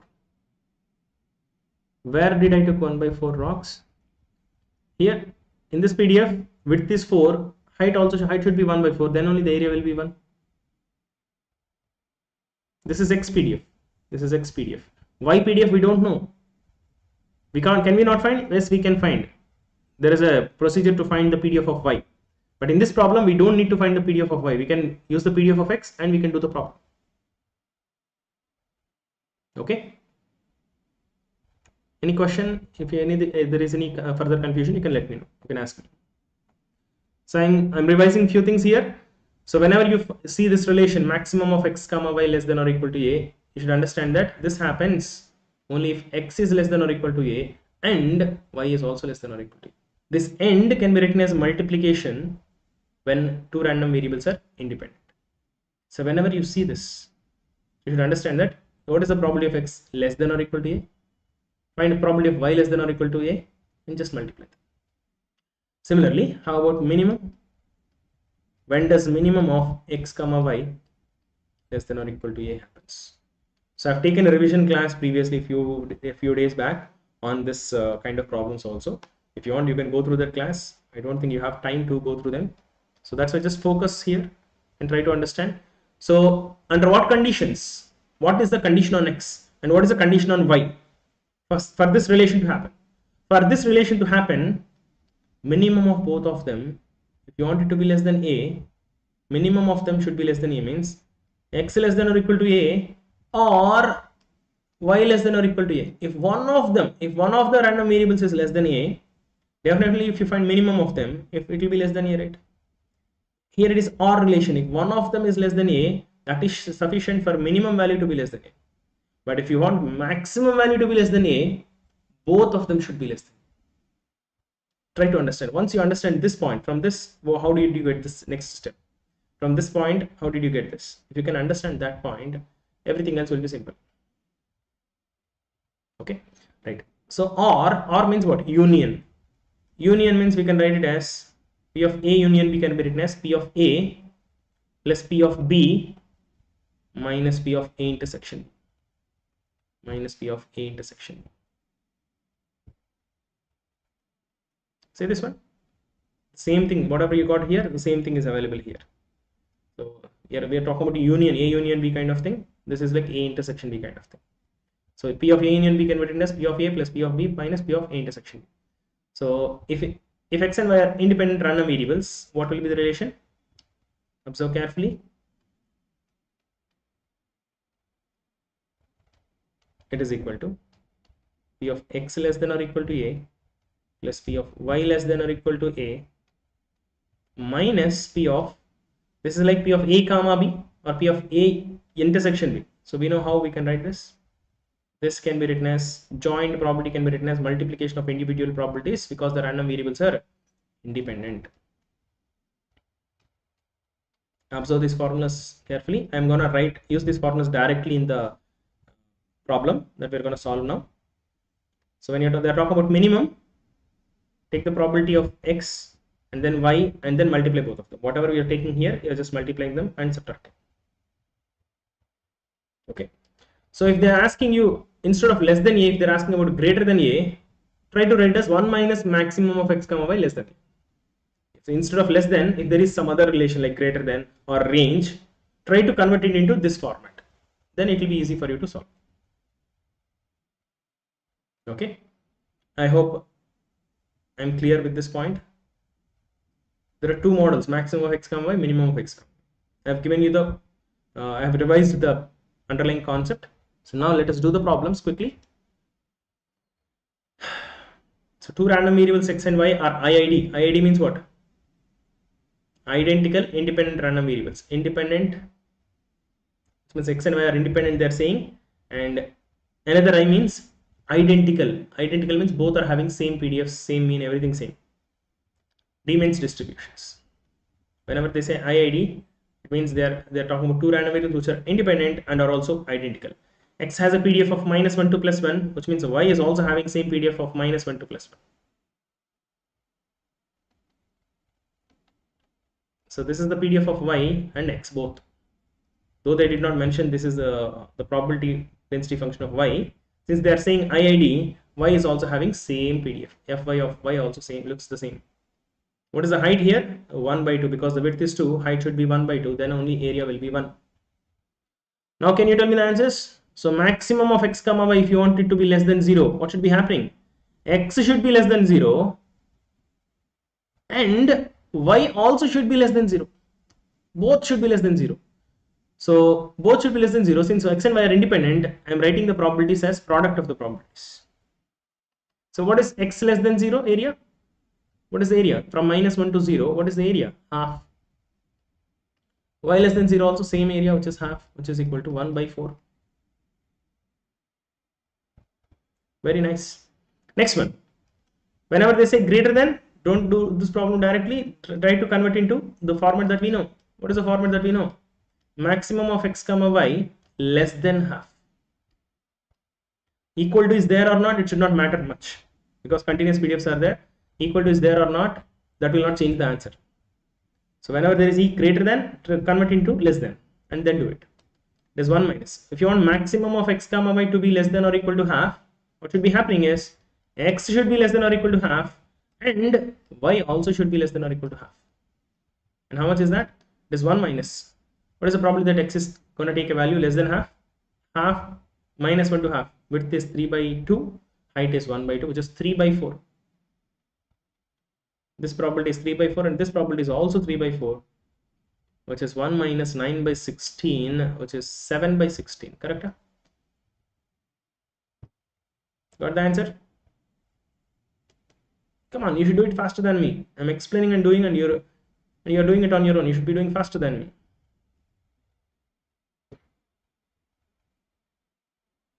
Surya Teja, optical fiber is not part of today's session. Definitely not. Minimum of x comma y. How about that? Minimum of x comma y means x should be less than 0 or y should be less than 0. It's like p of a plus p of b minus p of a intersection b. So what should be happening? If you want minimum of x comma to be less than 0, you want x should be less than 0 or y also to be less than 0, which is minus p of x less than 0 into p of y less than 0. Just recollect what we have discussed in the previous slide. So which is equal to, what is p of x less than 0? It is half plus half minus half into half, which is 1 minus 1/4 is 3/4. Very good. Very good, Divya Darshini. Come on, next one. This is not, yeah, this is minus half. Yes. Let's see if anybody can solve it faster than me. So whenever it is greater than relation, I'll write it like this. Always convert it into less than relation. Less than or equal to minus half. Let's see if anyone can do faster than me. 1 minus. I'm going to do it directly. Okay, if I do it directly, some people will not be able to understand. So let me do it in the procedure only. X less than or equal to minus half plus y less than or equal to minus half minus p of x less than or equal to minus half multiplied with p of y less than or equal to minus. I'm just applying the formula that I've discussed previously. So this formula I'm using. So which is equal to 1 minus, what is p of x less than minus half? Less than minus half means minus 1 to minus half area, which is width is half, height is half, 1/4. And for this also it is 1/4. Minus same two things, multiply them. How much is that? 1/4 plus 1/4 is 1/2. 1 by 2. 1 minus 1 by 2 is 1 by 2 plus 1 by 16. 1 by 2 plus 1 by 16 is 9 by 16. Huh? 1 minus half plus 1 by 16. Half plus 1 by 16 is 9 by 16. Is it 5 by 8? What am I doing a mistake here?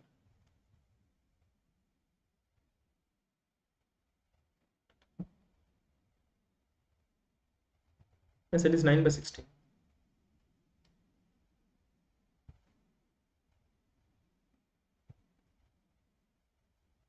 Is it okay? Mistake is from your side only, no?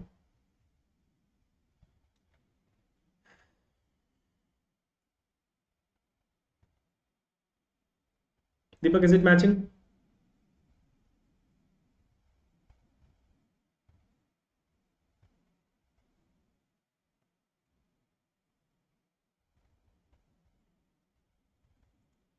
Fine.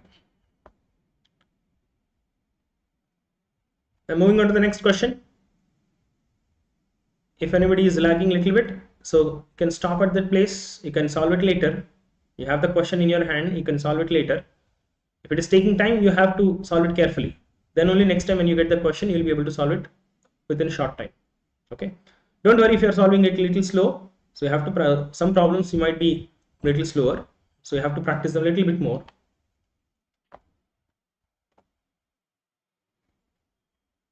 Rocks, you want B part to be explained? See, this is like, so think of it like Z, okay? Maximum of x comma y is like another random variable. So if whenever I'm asking you to find p of z greater than half, just write it as 1 minus p of z less than half. So that is what I'm doing here. Okay, because what we have discussed or remembered is maximum of x comma y less than relation. We have remembered the relation for this one, less than. If they're giving it as greater than, try to convert into less than relation and then solve the problem. Okay, so if it is greater than, then also we can do the problem directly, but it's too many things to remember. Then it will be too many things to remember. So that's why only remember the relation only for maximum less than some value, minimum less than some value. If they're asking any question based on greater than, just convert it into less than relation using this funda,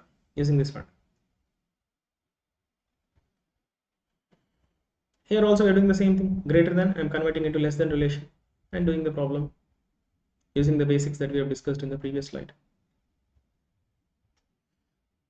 Okay, come on guys, gather all the energy that you have. Last few questions, very important questions. Try to focus. I know the focus you might have drained, that focus might have drained a little bit. I can understand completely. Even my focus is also drained a little bit because it's already 3 hours since we have started the class. But anyway, you have to gather all your energy, all your focus. Come on, next question, 20th question.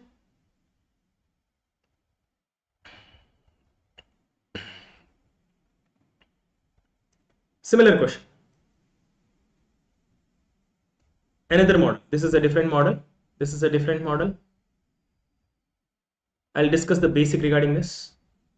If z equal to x plus y, then the PDF of z can be written as PDF of x convolution with PDF of y. You should know how to do convolution, otherwise you will not be able to solve this question. Okay, so this relation is valid if x and y are independent.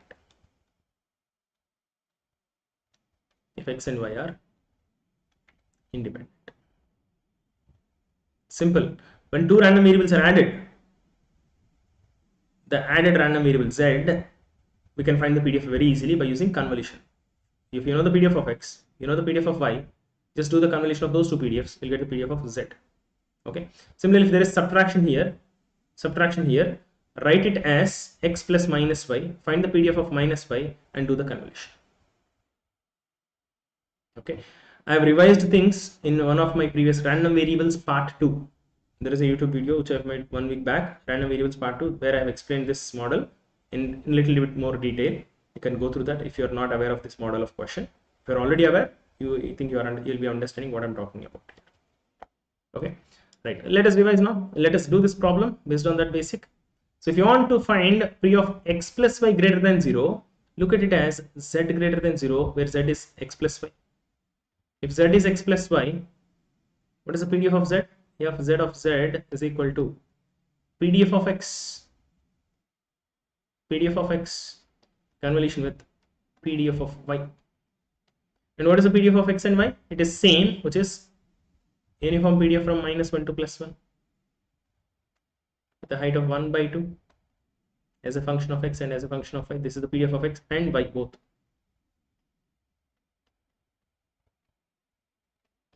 Right. So how about convolution? So don't worry about the variables that we are using and notations that we are using. That is not really important. So a rectangle here, this is rectangle function, this is also rectangle and rectangle convolution. What we get is triangle. So lowest point is -2 to +2. You should know a little bit of convolution basics, otherwise this you'll not understand what I'm talking about here. I'm assuming that you know convolution basics, otherwise you can wait for some time till we go to the next problem. Okay, right. So once we got the z PDF, x plus y PDF, then only we can solve this problem. So if they're talking about probability of z greater than 0, so which means they're talking about this area. What is that value? You know, this area, total area is 1, this area is only half. See, such an easy question. If you're able to find the convolution quickly, then the question that I've asked you is very simple question. Next, how about x minus y? If you want x minus y, then you should talk about z equal to, take z as x minus y, which means find the PDF of, you know the PDF of x. You write it as x plus minus y. Okay, and take the PDF of convolution, PDF of x, convolution with PDF of not y but minus y. So PDF of minus y, which means PDF of y inverted with respect to y-axis. So if you invert this with respect to y-axis, you'll get the same PDF. So rectangle and rectangle inverted with respect to y-axis, it is the same rectangle. So the result will be looking exactly same. Now what is the answer for this? So P of x minus y greater than 1 means this area from 1 to infinity, 1 to 2. What is the area? What is the area from 1 to 2? Height is 1/2. This height will be 1/4. So this triangle area is what I'm asking you to find.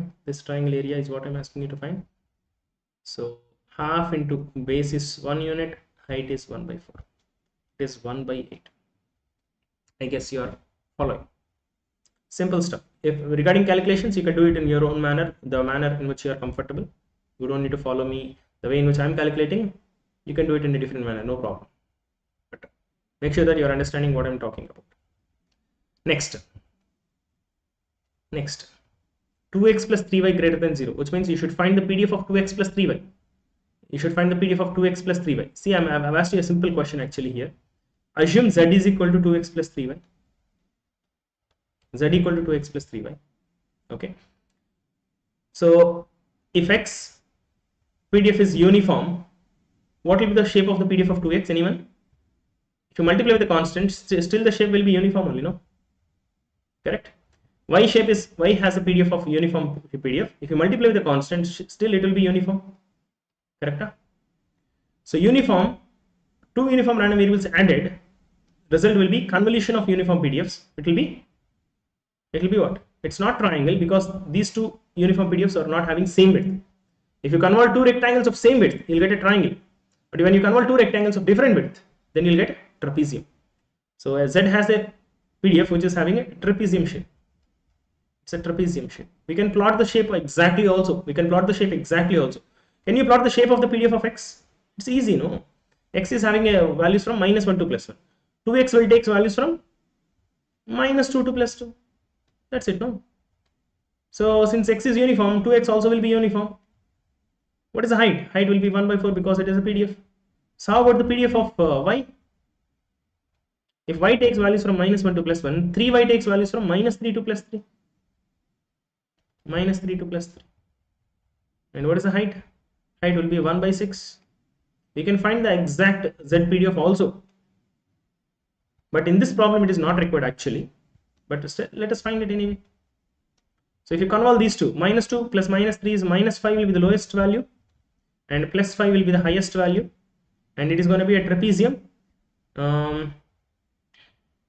4 and 6. The length of this is 4 and the length of this is 6. So difference is 2. So 2 units on this side it will be increasing, and 2 units on this side it will be decreasing. In the middle it will be constant. So it will be minus 3 and plus 3. I'm just doing some convolution. If you know how to do convolution, you can do it in your own manner. So what is the height here? Height is product of these two and area. So it is 1 by 6 into 1 by 4 is 1 by 24 into, which is 1 by 6.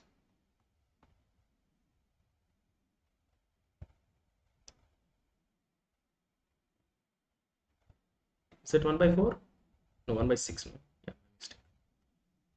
6. No, it's not even 1 by 6. It should be less than that.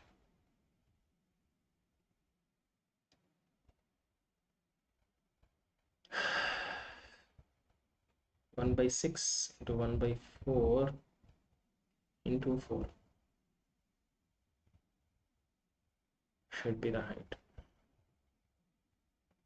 Okay, what should be the height? So that, let me say the height is A. It is 6A plus 2A. 6A plus 2A is equal to 1. A is 1 by 8. Right? Is the height 1 by 8? Finally, it is a PDF, so area should be 1.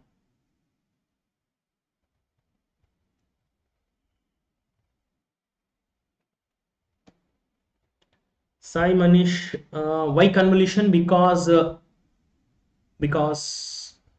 when two random variables are like this, the derivation part I'm not doing in today's class, so I'm just only doing a revision. Okay, so if you want why it is, you can go through my random variables part 2, which I've taken 1 week back. There I've explained very clearly why we get convolution. When two random variables are added, the resultant random variable PDF, if you want to find it, it's the convolution of these two random variables PDF. How we got it, the derivation part I've discussed in random variables part 2. You can go through that part. Okay.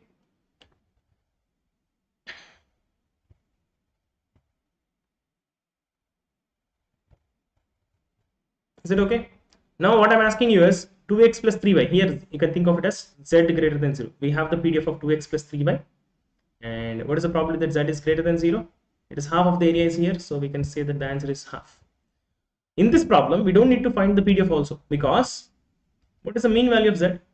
Z bar is equal to 2 times x bar plus 3 times y bar. And what is the mean value of x and y? Midpoint of uniform PDF, midpoint itself is the mean value, which is 0. 2 times 0 plus 3 times 0 is 0. Correct? Huh?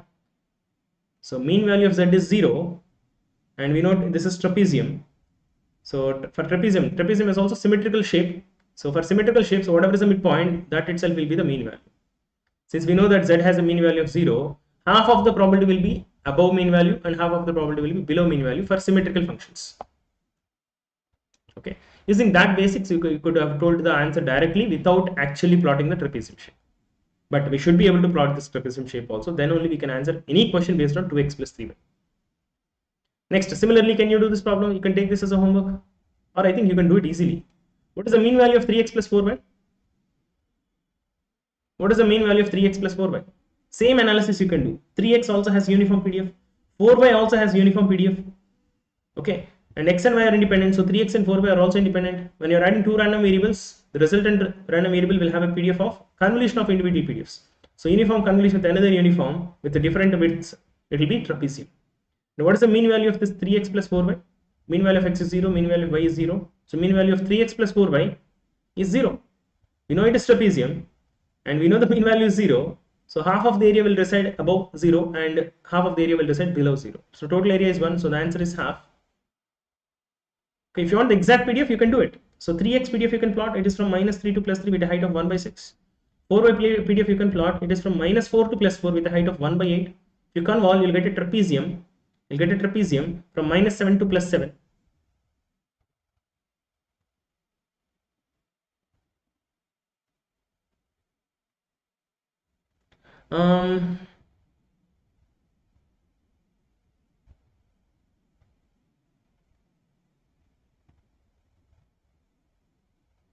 Yes, ma'am. My mistake. Yes, you're right. Darklet, you are right.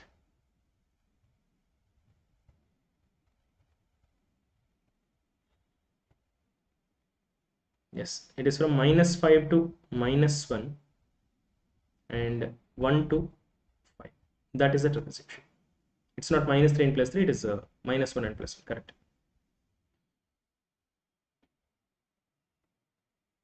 Fine. In this problem, it is not required. Even if I've done a fault here, that is not going to change the answers here. But still, that's a good correction from your side. Thank you.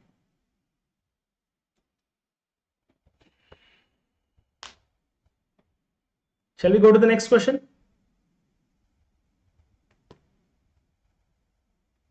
This question is a little tricky question.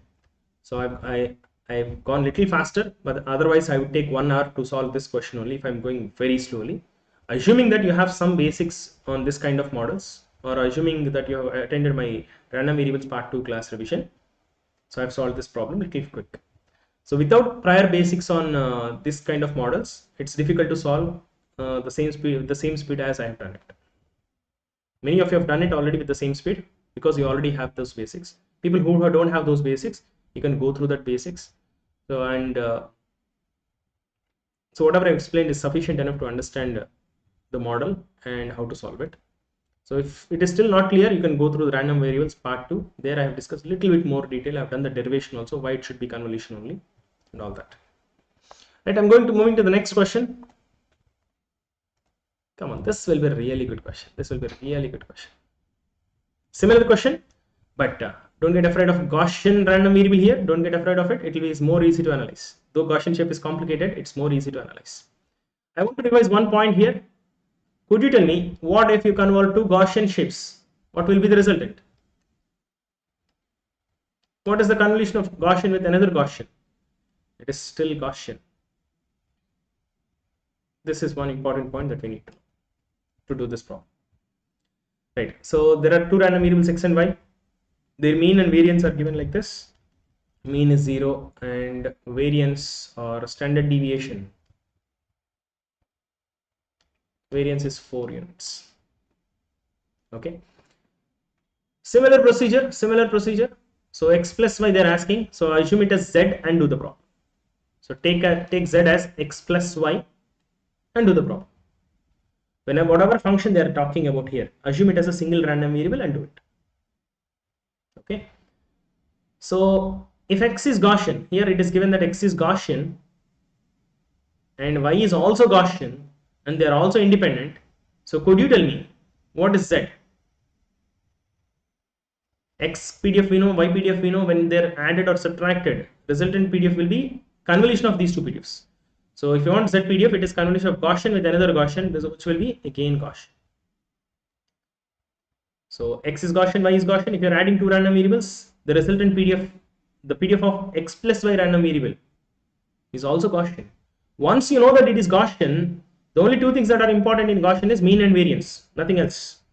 The only two things that are important in Gaussian is mean and variance. Once you know mean and variance, everything else you can do. So can you tell me what is the mean value of z? It is mean value of x plus mean value of y, which is again 0 plus 0, which is 0. And how about variance of z or mean square value of z?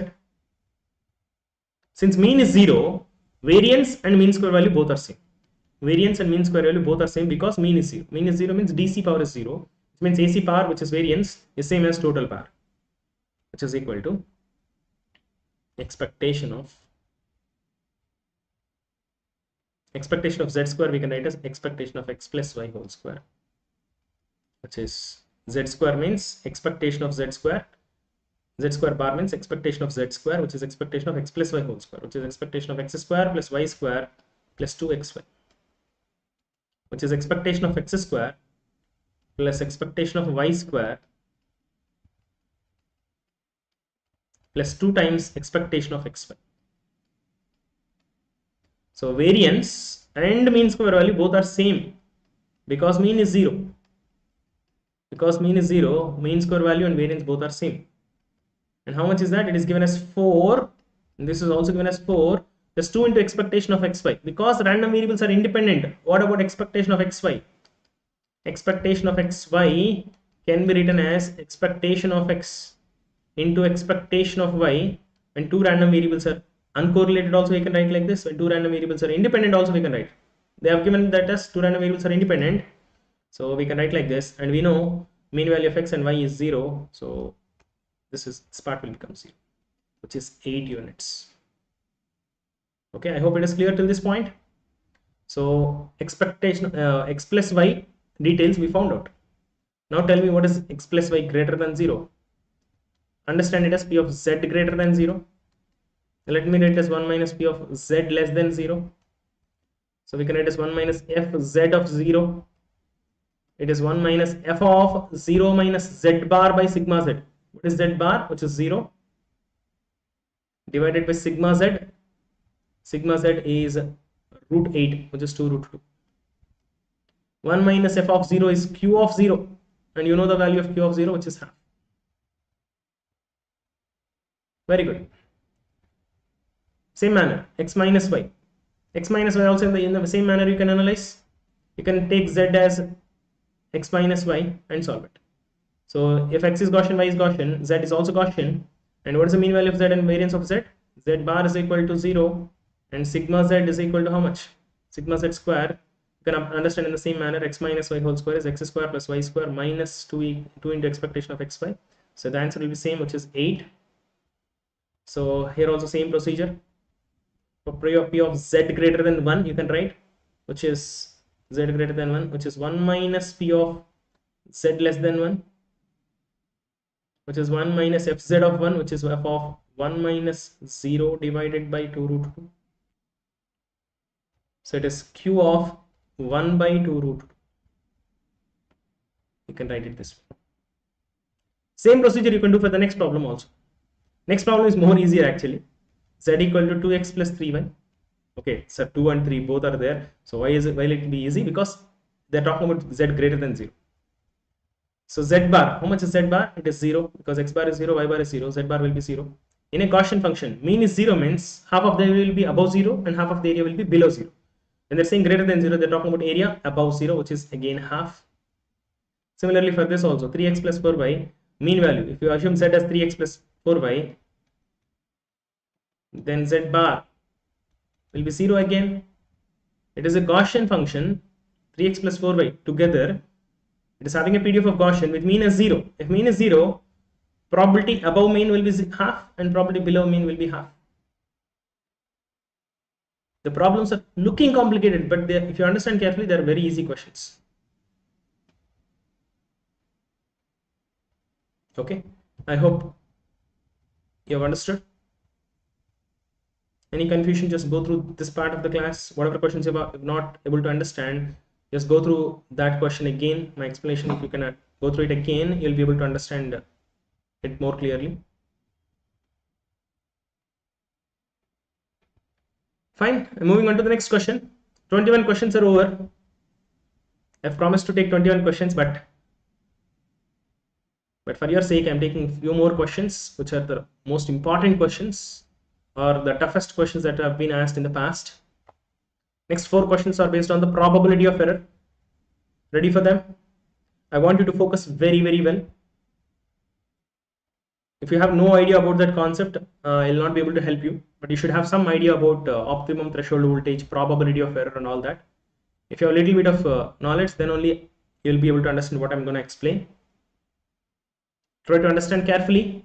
So I've asked all types of models from this. Understand carefully. So probability of received voltage at the input of threshold comparator in a digital communication receiver is as shown in the figure. Similar model is asked multiple times in the previous papers.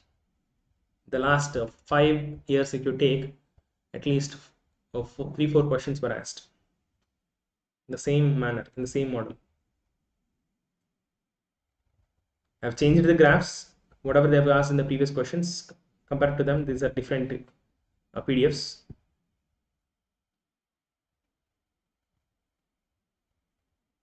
So they're asking us to find the optimum threshold voltage.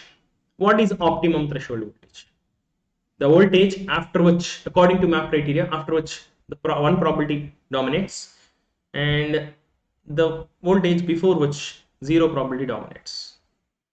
Let me explain. Listen carefully. Listen very carefully. Map criteria. What does map criteria say? Probability of given R, given a particular voltage R, the probability of receiving, probability of transmitting 0 if it is greater than probability of 1 given R. Try to understand the meaning of it. Let's say you have received some voltage 1.5. Let's say, for example, you have received some voltage 1.5. The probability of receiving 1.5 when you transmit 0 and probability of receiving 1.5 voltage when 1 is transmitted, you compare both the probabilities.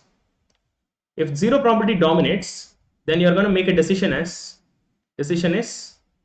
whenever you receive that voltage, you are going to make a decision as 0. If the reverse happens, if instead of greater than, if it is less than, the probability of receiving that particular voltage is more because of one transmission. So it will be a better decision if you make the decision as 1. Okay. So this is the map criteria. So at whatever voltage the transition happens, that voltage is what we call as optimum threshold voltage. Okay. Try to understand this one. Let me rewrite this.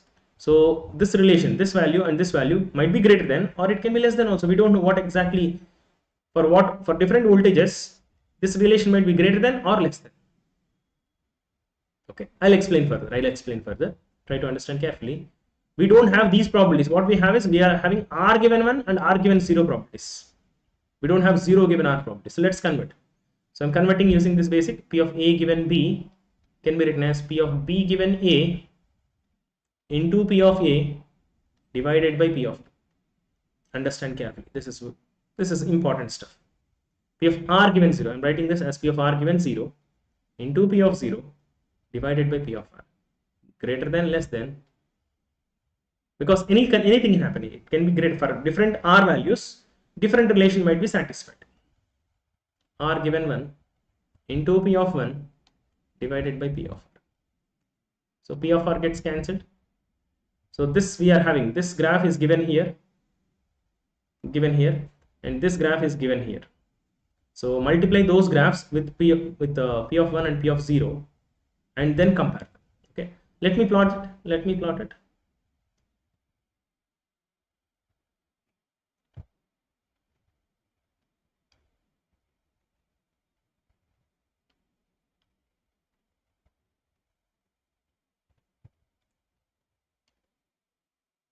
So f R given 1 of R, F plotted, which is nothing but P of R given 0.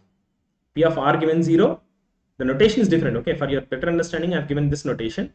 But P of R given 0 means what is the probability of receiving a particular voltage when 0 is transmitted. And P of R given 1 means what is the probability of receiving a particular voltage given 1 is transmitted. So for one transmission, so I am plotting this graph. P of R given 1 I have plotted. But what do we want? Not P of R given 1, but after multiplication with P of 1. Since nothing is given about 1 and 0, say as it is given, 0 and 1 are equiprobable, which means P of 1 and P of 0 are same, which is equal to half. So multiplying with that, I'm multiplying with half. What is the height of f of R given 1? Half is the height. If you multiply with half, what is the height? It will be 1 by 4. 1 by 4 will be the maximum height. Okay. What did I plot here? I have plotted P of R given 1 into P of 1. This is the RHS, right hand side of map criteria. In the map criteria, whatever is RHS, I have plotted that graph.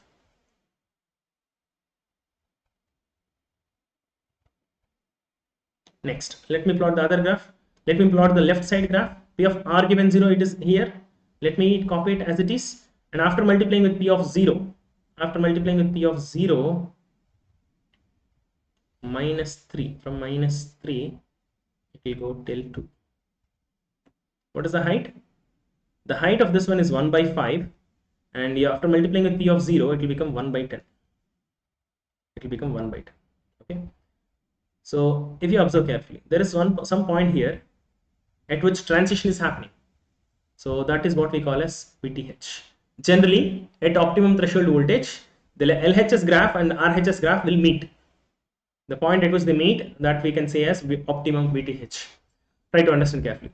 Then at this meeting point, I'm drawing a vertical line. So try to understand above this vertical line, after VTH, what is happening? RHS is dominating. In this region, RHS is greater, correct?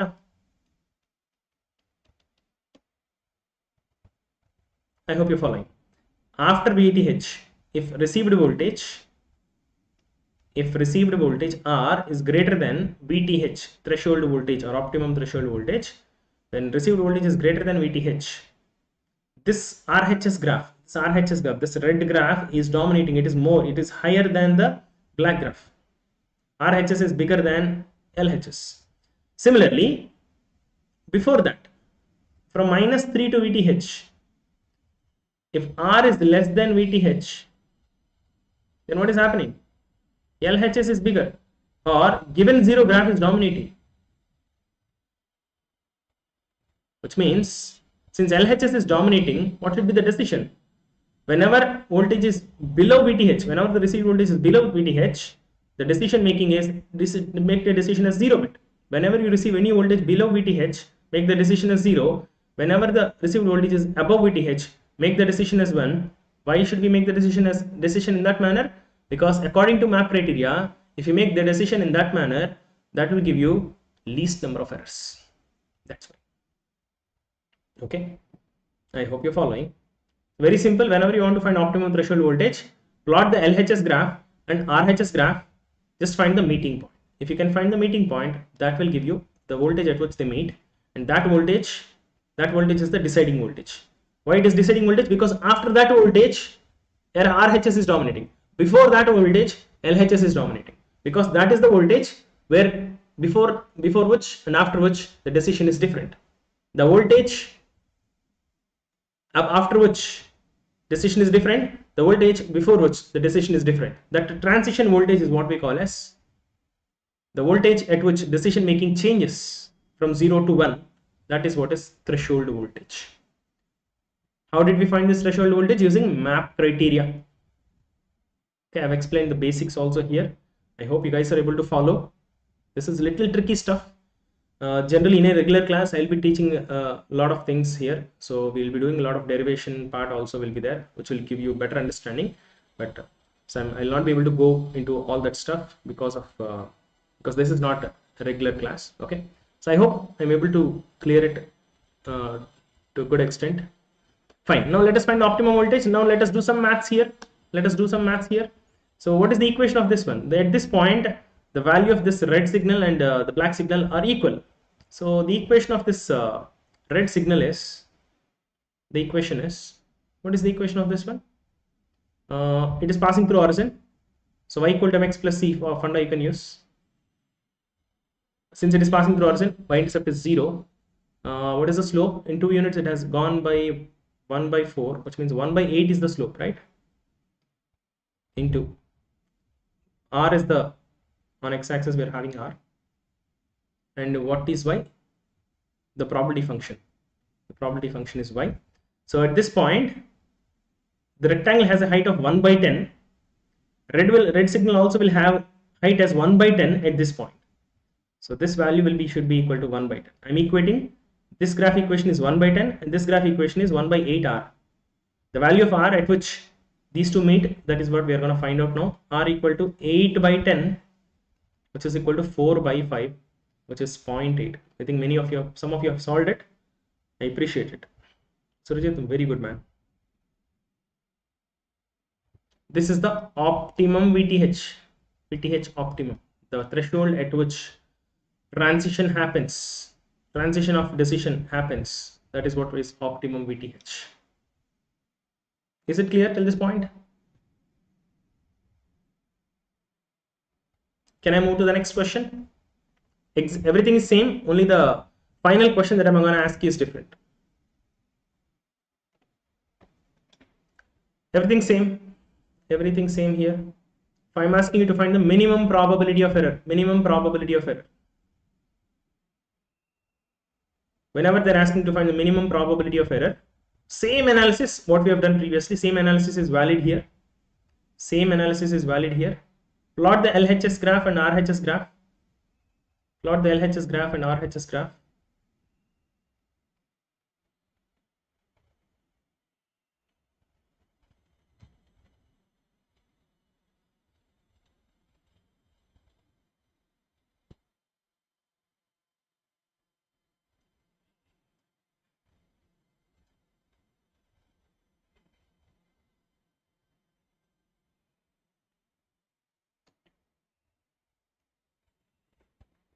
Whatever graphs I've plotted in the previous slide, same things I'm copying.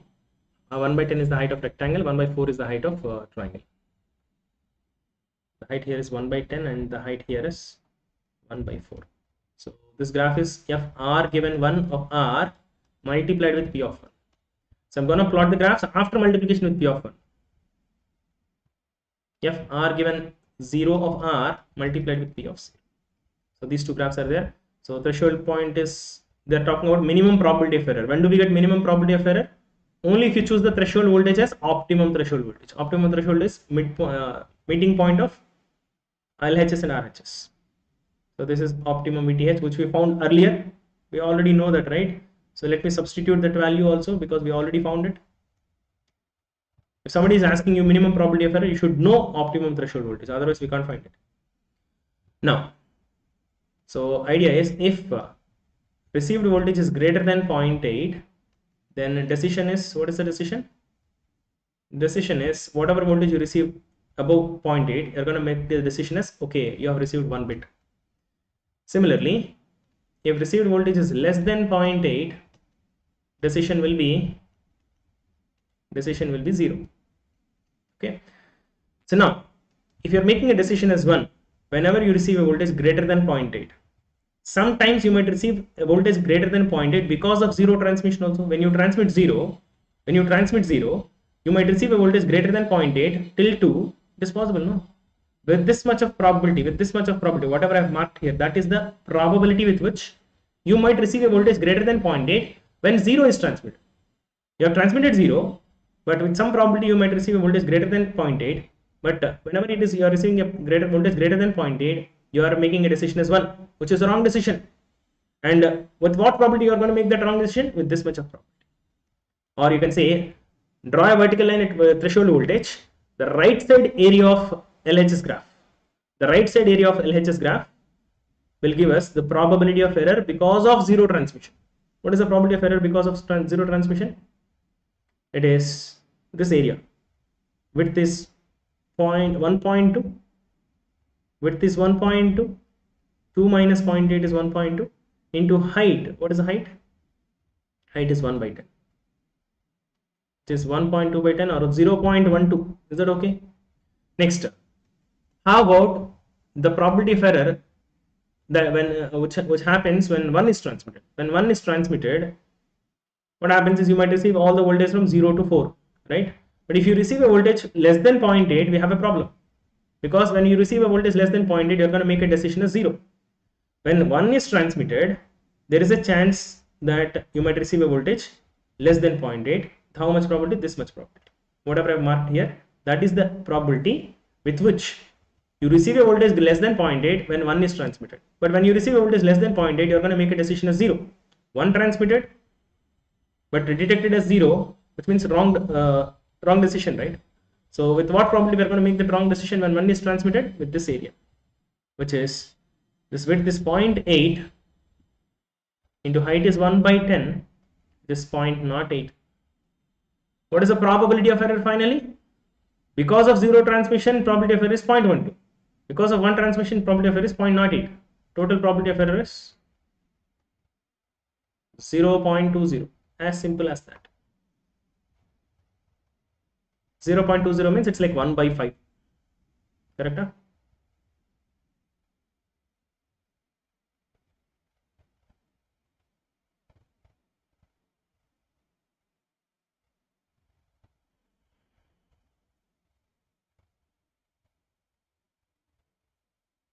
I think your answers are matching with mine. No, whatever you have typed is not matching. Can you quickly check it again and let me know? The simple technique is plot a vertical line the right side area of zero graph and left side area of one graph, just add them up. That will give you the probability of error.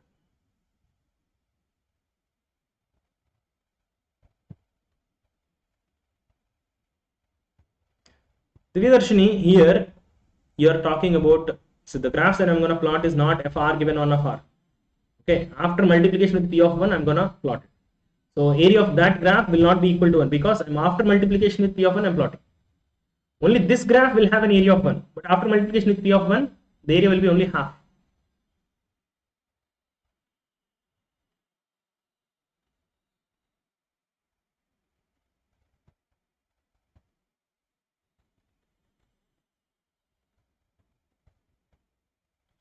Satya, actually I've made the problem much more simpler than what you are doing. I've made the problem much more simpler than what you are doing because I have considered already this P of 1 and P of 0 is already multiplied. So there is no need to multiply that 0.5 again. Okay, if you want, I'll go ahead with the way you are doing. Okay, don't worry, whatever you're doing is correct, but there is a small misunderstanding here. So probability of error, if you want, try to find the probability of error given 0 multiply with P of 0 plus probability of error given 1 into P of 1. So when 0 is transmitted, when given 0 is transmitted, when do we get the error? When received voltage is greater than 0.8 in this problem. Okay, plus given 1, when do we get an error? When received voltage is less than 0.8. This is how we have to do. Okay, so in given 0 graph, what is given 0 graph? Given 0 graph is like this, minus 3 to plus 2. The height is not 1 by 10 here, height is 1 by 5 only. You're taking only given 0 graph, this is how it is. So what is probability of R greater than 0.8? R greater than 0.8 is this area, which is 0.2 minus 0.8. This width is 1.2 into height is 1 by 5. Now after that, you're going to multiply with P of 0, which is half, plus, which will be, this is like how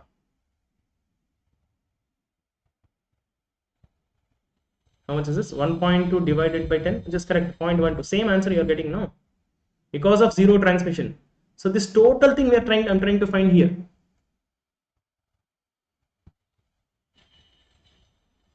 This total thing is what I found because in the graph I did not have only P of FR given 0 of R graph. After multiplication with P of 0 I've plotted. So if you find that area, this area, that is sufficient, which will give us the total part. These slides are not changing quickly.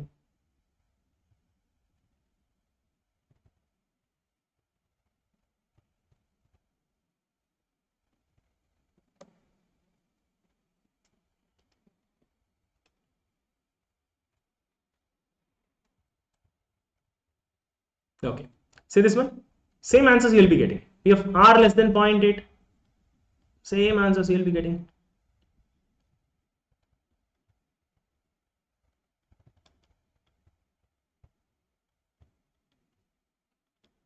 The height here will be 1 by 5.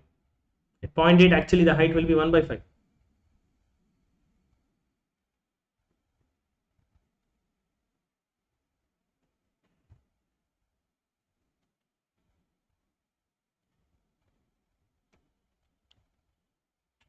The laptop is a little slow, excuse me for that.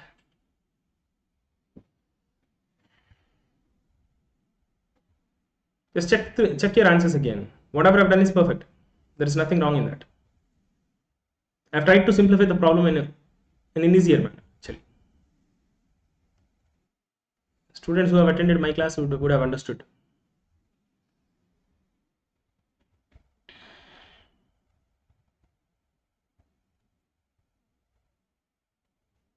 Correct. Divyadarshini, whatever you are saying is correct. Area of triangle before 0.8, correct. But yes, wait for a second, I'll explain. Your understanding is correct.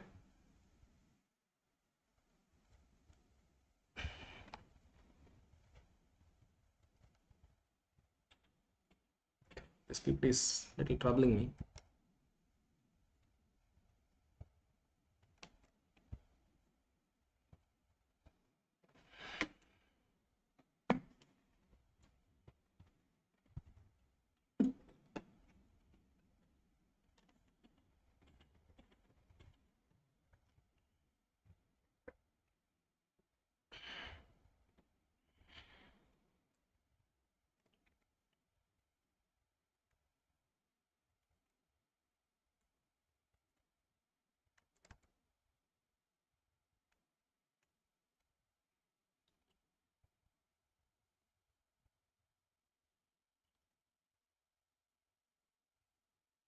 Okay. So if you want to find what is the probability of r less than 0.8, at 0.8 what is the height? The height here is 1 by 2. At 0.8 the height will be 1 by 5. Okay, so this area we want. So whatever you are saying is error. When you want to find the probability of error given one, when you want to find the probability of error given one, you should find the probability of r less than 0.8 in a given one PDF. Correct. I think many of you have understood it correctly. True. But the difference between what you are doing and what I'm doing is slight difference, which will make it more easy actually. So what is this area? Half into 1 by 5 into 0.8 into what is the probability of 1? It is again half. So which is, this is 1 by 10, 1 by 10. Yeah, I think I've done a small mistake here. I think. Yeah, I have done it 0.8 into 1 by 10, right? Yeah, that's my mistake. It's a triangle, no? It is half into 0.04, which is 0.016. Correct. Some of you have done wonderfully well. So that's a calculation mistake from my side. Yes. That is true. So I hope you're following. I'm trying to make you understand the difference between this procedure and the procedure that I've done here. So if you take the graphs, this graph is fr given 0 of r graph. This is fr given 1 of r graph. So if you take these graphs and find the areas, then you're going to substitute those areas, which is half into 0.8 into height is 1 by 5. And then you're going to multiply with p of 1. This is how you can do it.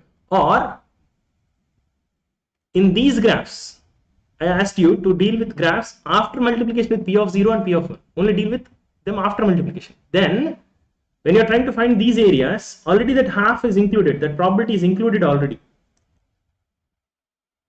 This part is already included in the graphs. So there is no need to multiply this. You can find this total part by finding that area, and you can find this total part by finding that area. Draw a line at threshold voltage, find the left side area of a given one PDF, and find the right side area of given 0 PDF, and add it up.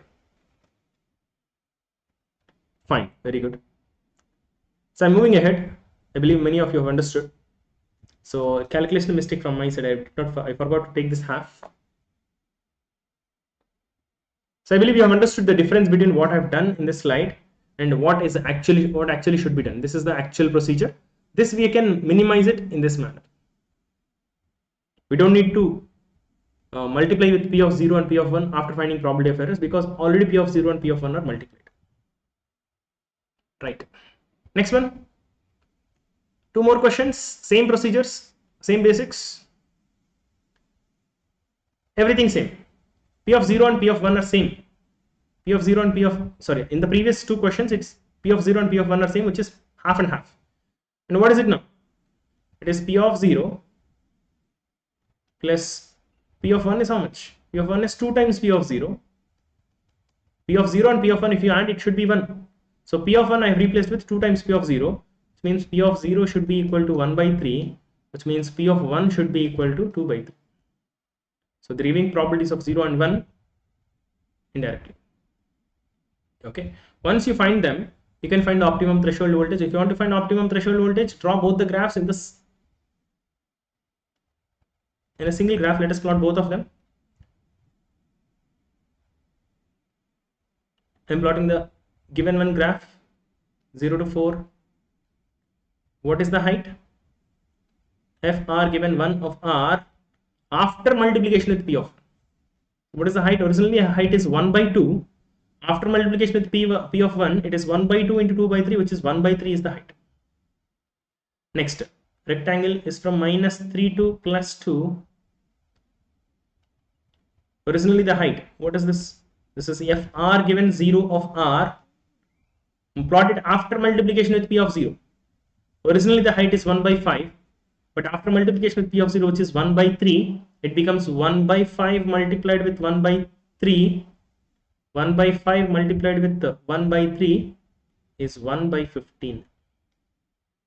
Now, the meeting point of these two graphs will give us optimum threshold voltage. And how much is that? VTH optimum. How much is that? So you just need to find the meeting point.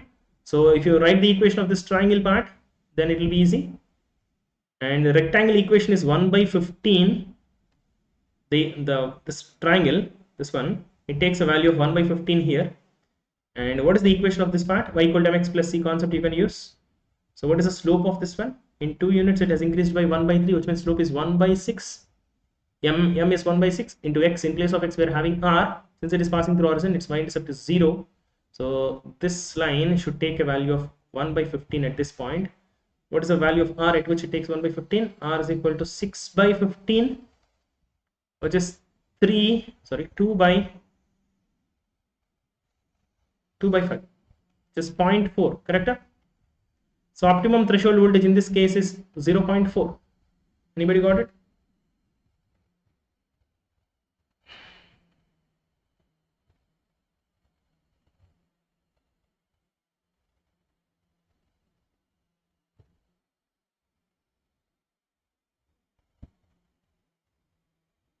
Do it carefully. Once you understand the concept, these will look like an easy problem only. But understanding that concept is crucial.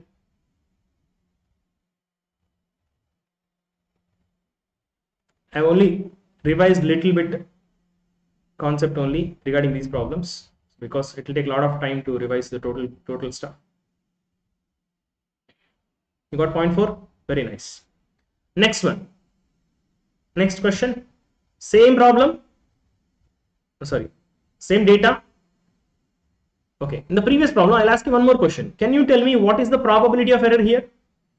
What is the probability of error? This line in given zero graph, whatever is the right side area, right side of threshold voltage, whatever is the area, mark that. In the given one graph, left side of threshold voltage, whatever is the area, just mark that. Just add up this area, that will give you the probability of error. This total, whatever is marked in black, that itself is the probability of error. Okay, you can find it if you want. So probability of error is equal to, the rectangle part is 2 minus 1.4 is 1.6, height is 1 by 15 plus the triangle part is half into base is 0.4 into height is 1 by 15, right? 1.6 plus 0.2 is 1.8 divided by 15, which is 3. If you divide it is 6 and 3 5s 6, 0.6 by 5, 0.6 divided by 5,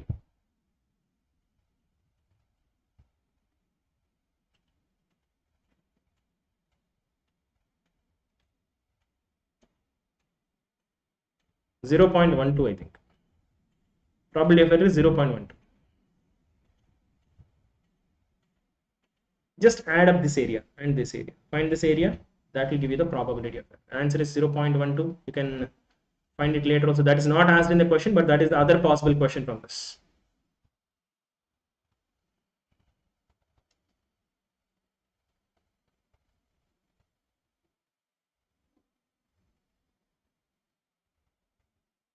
Okay. Got the probability of error?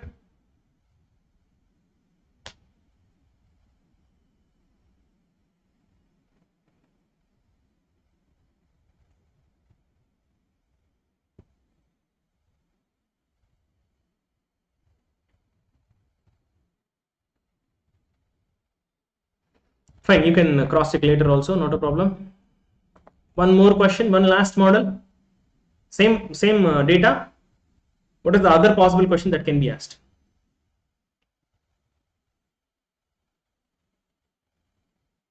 Yes. So they're not choosing optimum. They're not asking about the probability of error, which is minimum. If they're asking about minimum probability of error, which means we have to choose threshold voltage as optimum, the best threshold voltage. But here they are giving the threshold voltage as some 1 volt. Okay. So using that, we have to find same concept. Mark the threshold voltage at 1 volt and find the probability of error.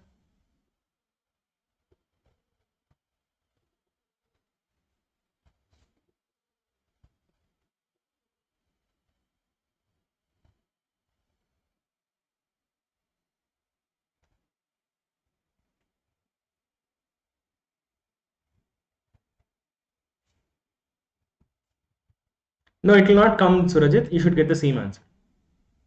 Some calculation mistake might have happened. Any procedure, you will get the same answer. Okay. So f r given 0 of r multiplied with p of 0. What is this? Is the shape? This graph I've plotted here. What is the height? Originally the height is 1 by 5. 1 by 5. So since 1 and 0 are equally probable, both are having equal probability, p of 0, p of 1 equal to half. So what is the height here? Height is 1 by 10. And what is the height here? The height here is, so here it is f r given 1 of r into p of 1. So basically the height of this is half. After multiplication with half, it becomes 1 by 4. Now what is the threshold voltage? It's not optimum. So which means it's not the meeting point of both the graphs. It's not the meeting point of LHS and RHS. It's different. Now it is different. It is 1. At 1, draw a vertical line. At 1, draw a vertical line, and whatever is the left side area of one graph, given one graph, in this triangle graph, whatever is the left side area, mark that. And in this 0 graph, mark this right side area. The 0 graph, whatever is the right side area of VTH. This is VTH. This is not optimum VTH, but they are choosing some threshold voltage. According to that, what is the probability of error they're asking? Let us find it. So probability of error is this total area. Rectangle area is very easy to find. And what is that? Width is 1 unit and height is 1 by 10. Plus, what is the triangle area? The triangle area is half into base into height. Half into base is 1. And height, what is the height at 1? Height at 2 is 1 by 4. So height at 1 will be half of it, which is 1 by 8. It is 1 by 10 plus 1 by 16. Right? So it is 0.1 plus 1 by 16 is 0.1625. 0.0625, right? 0.1625. Wonderful. Surajit, very nice. Others, can you confirm the answer? Can you confirm the answer? Are you also getting the same?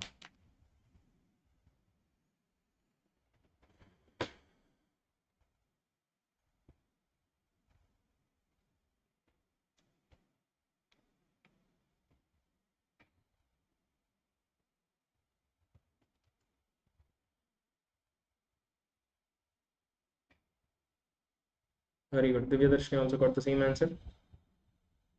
So I hope others also will get the same answer. Very good, guys. So I think I've covered most of the models. So mostly I focused on the tougher models only. I did not take up the easy ones. I've taken a little tougher on the tougher side only. More tougher also can be framed, but to the gate level, this is more than sufficient. Okay, I hope this session is very useful. So this session, I wanted this session to act like a final revision session for you. So that's it, guys, from my side. I want to stop at this place. Before stopping, I want to tell you a few things to take care in the exam. As I told you earlier, when can you say that you have written the exam well? Not when you solve the toughest questions. Because if you solve tough questions, yes, you are very good. I can praise you for some time, but you will not get the end result. Okay, you can classify your attempt of the exam as very good attempt only if you are able to pick, or only if you are able to solve all the easy to intermediate level questions correctly, without any silly mistakes, without any mistakes. If you are able to solve all the easy to intermediate levels questions, that means your exam is a success. Irrespective of however difficult the paper is, try to make sure that you solve all the easy questions to intermediate level questions perfectly. Difficult questions, if you are able to solve, that's well and good. If you are not able to solve, that's okay. There is nothing to worry. Okay, fine. All the very best, guys. I wish you all the very best. I wish you solve all the easy questions and intermediate level questions perfectly. And if time permits, then attempt the tough questions and solve them as well. Okay, so be careful with silly mistakes. Try to minimize the silly mistakes. If you do some silly mistakes, that's okay. It's normal for everybody, but the number of mistakes should be as minimum as possible. Okay, manage time well, So whenever any question is taking more time, just leave that and go to the next questions. Okay, if you get time at the end, you can come back to those questions. Okay, and make sure that your mental attitude is stable. You're calm and composed at every point of time. Okay, and you're having the same focus. So every 10-15 questions, take some small break, like half minute or 1 minute. Just be yourself without any thoughts. That will regain your focus and confidence. Okay, right? Everything is in your hands, guys. Nobody will be there in the exam to help you. It's on your own. You're going to be on your own. So remember all the important things and perform well. You can only wish you well. Everything is in your hands now. So I wish you will rock the exam.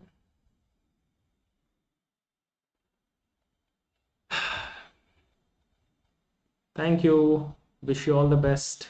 Take care. Bye bye.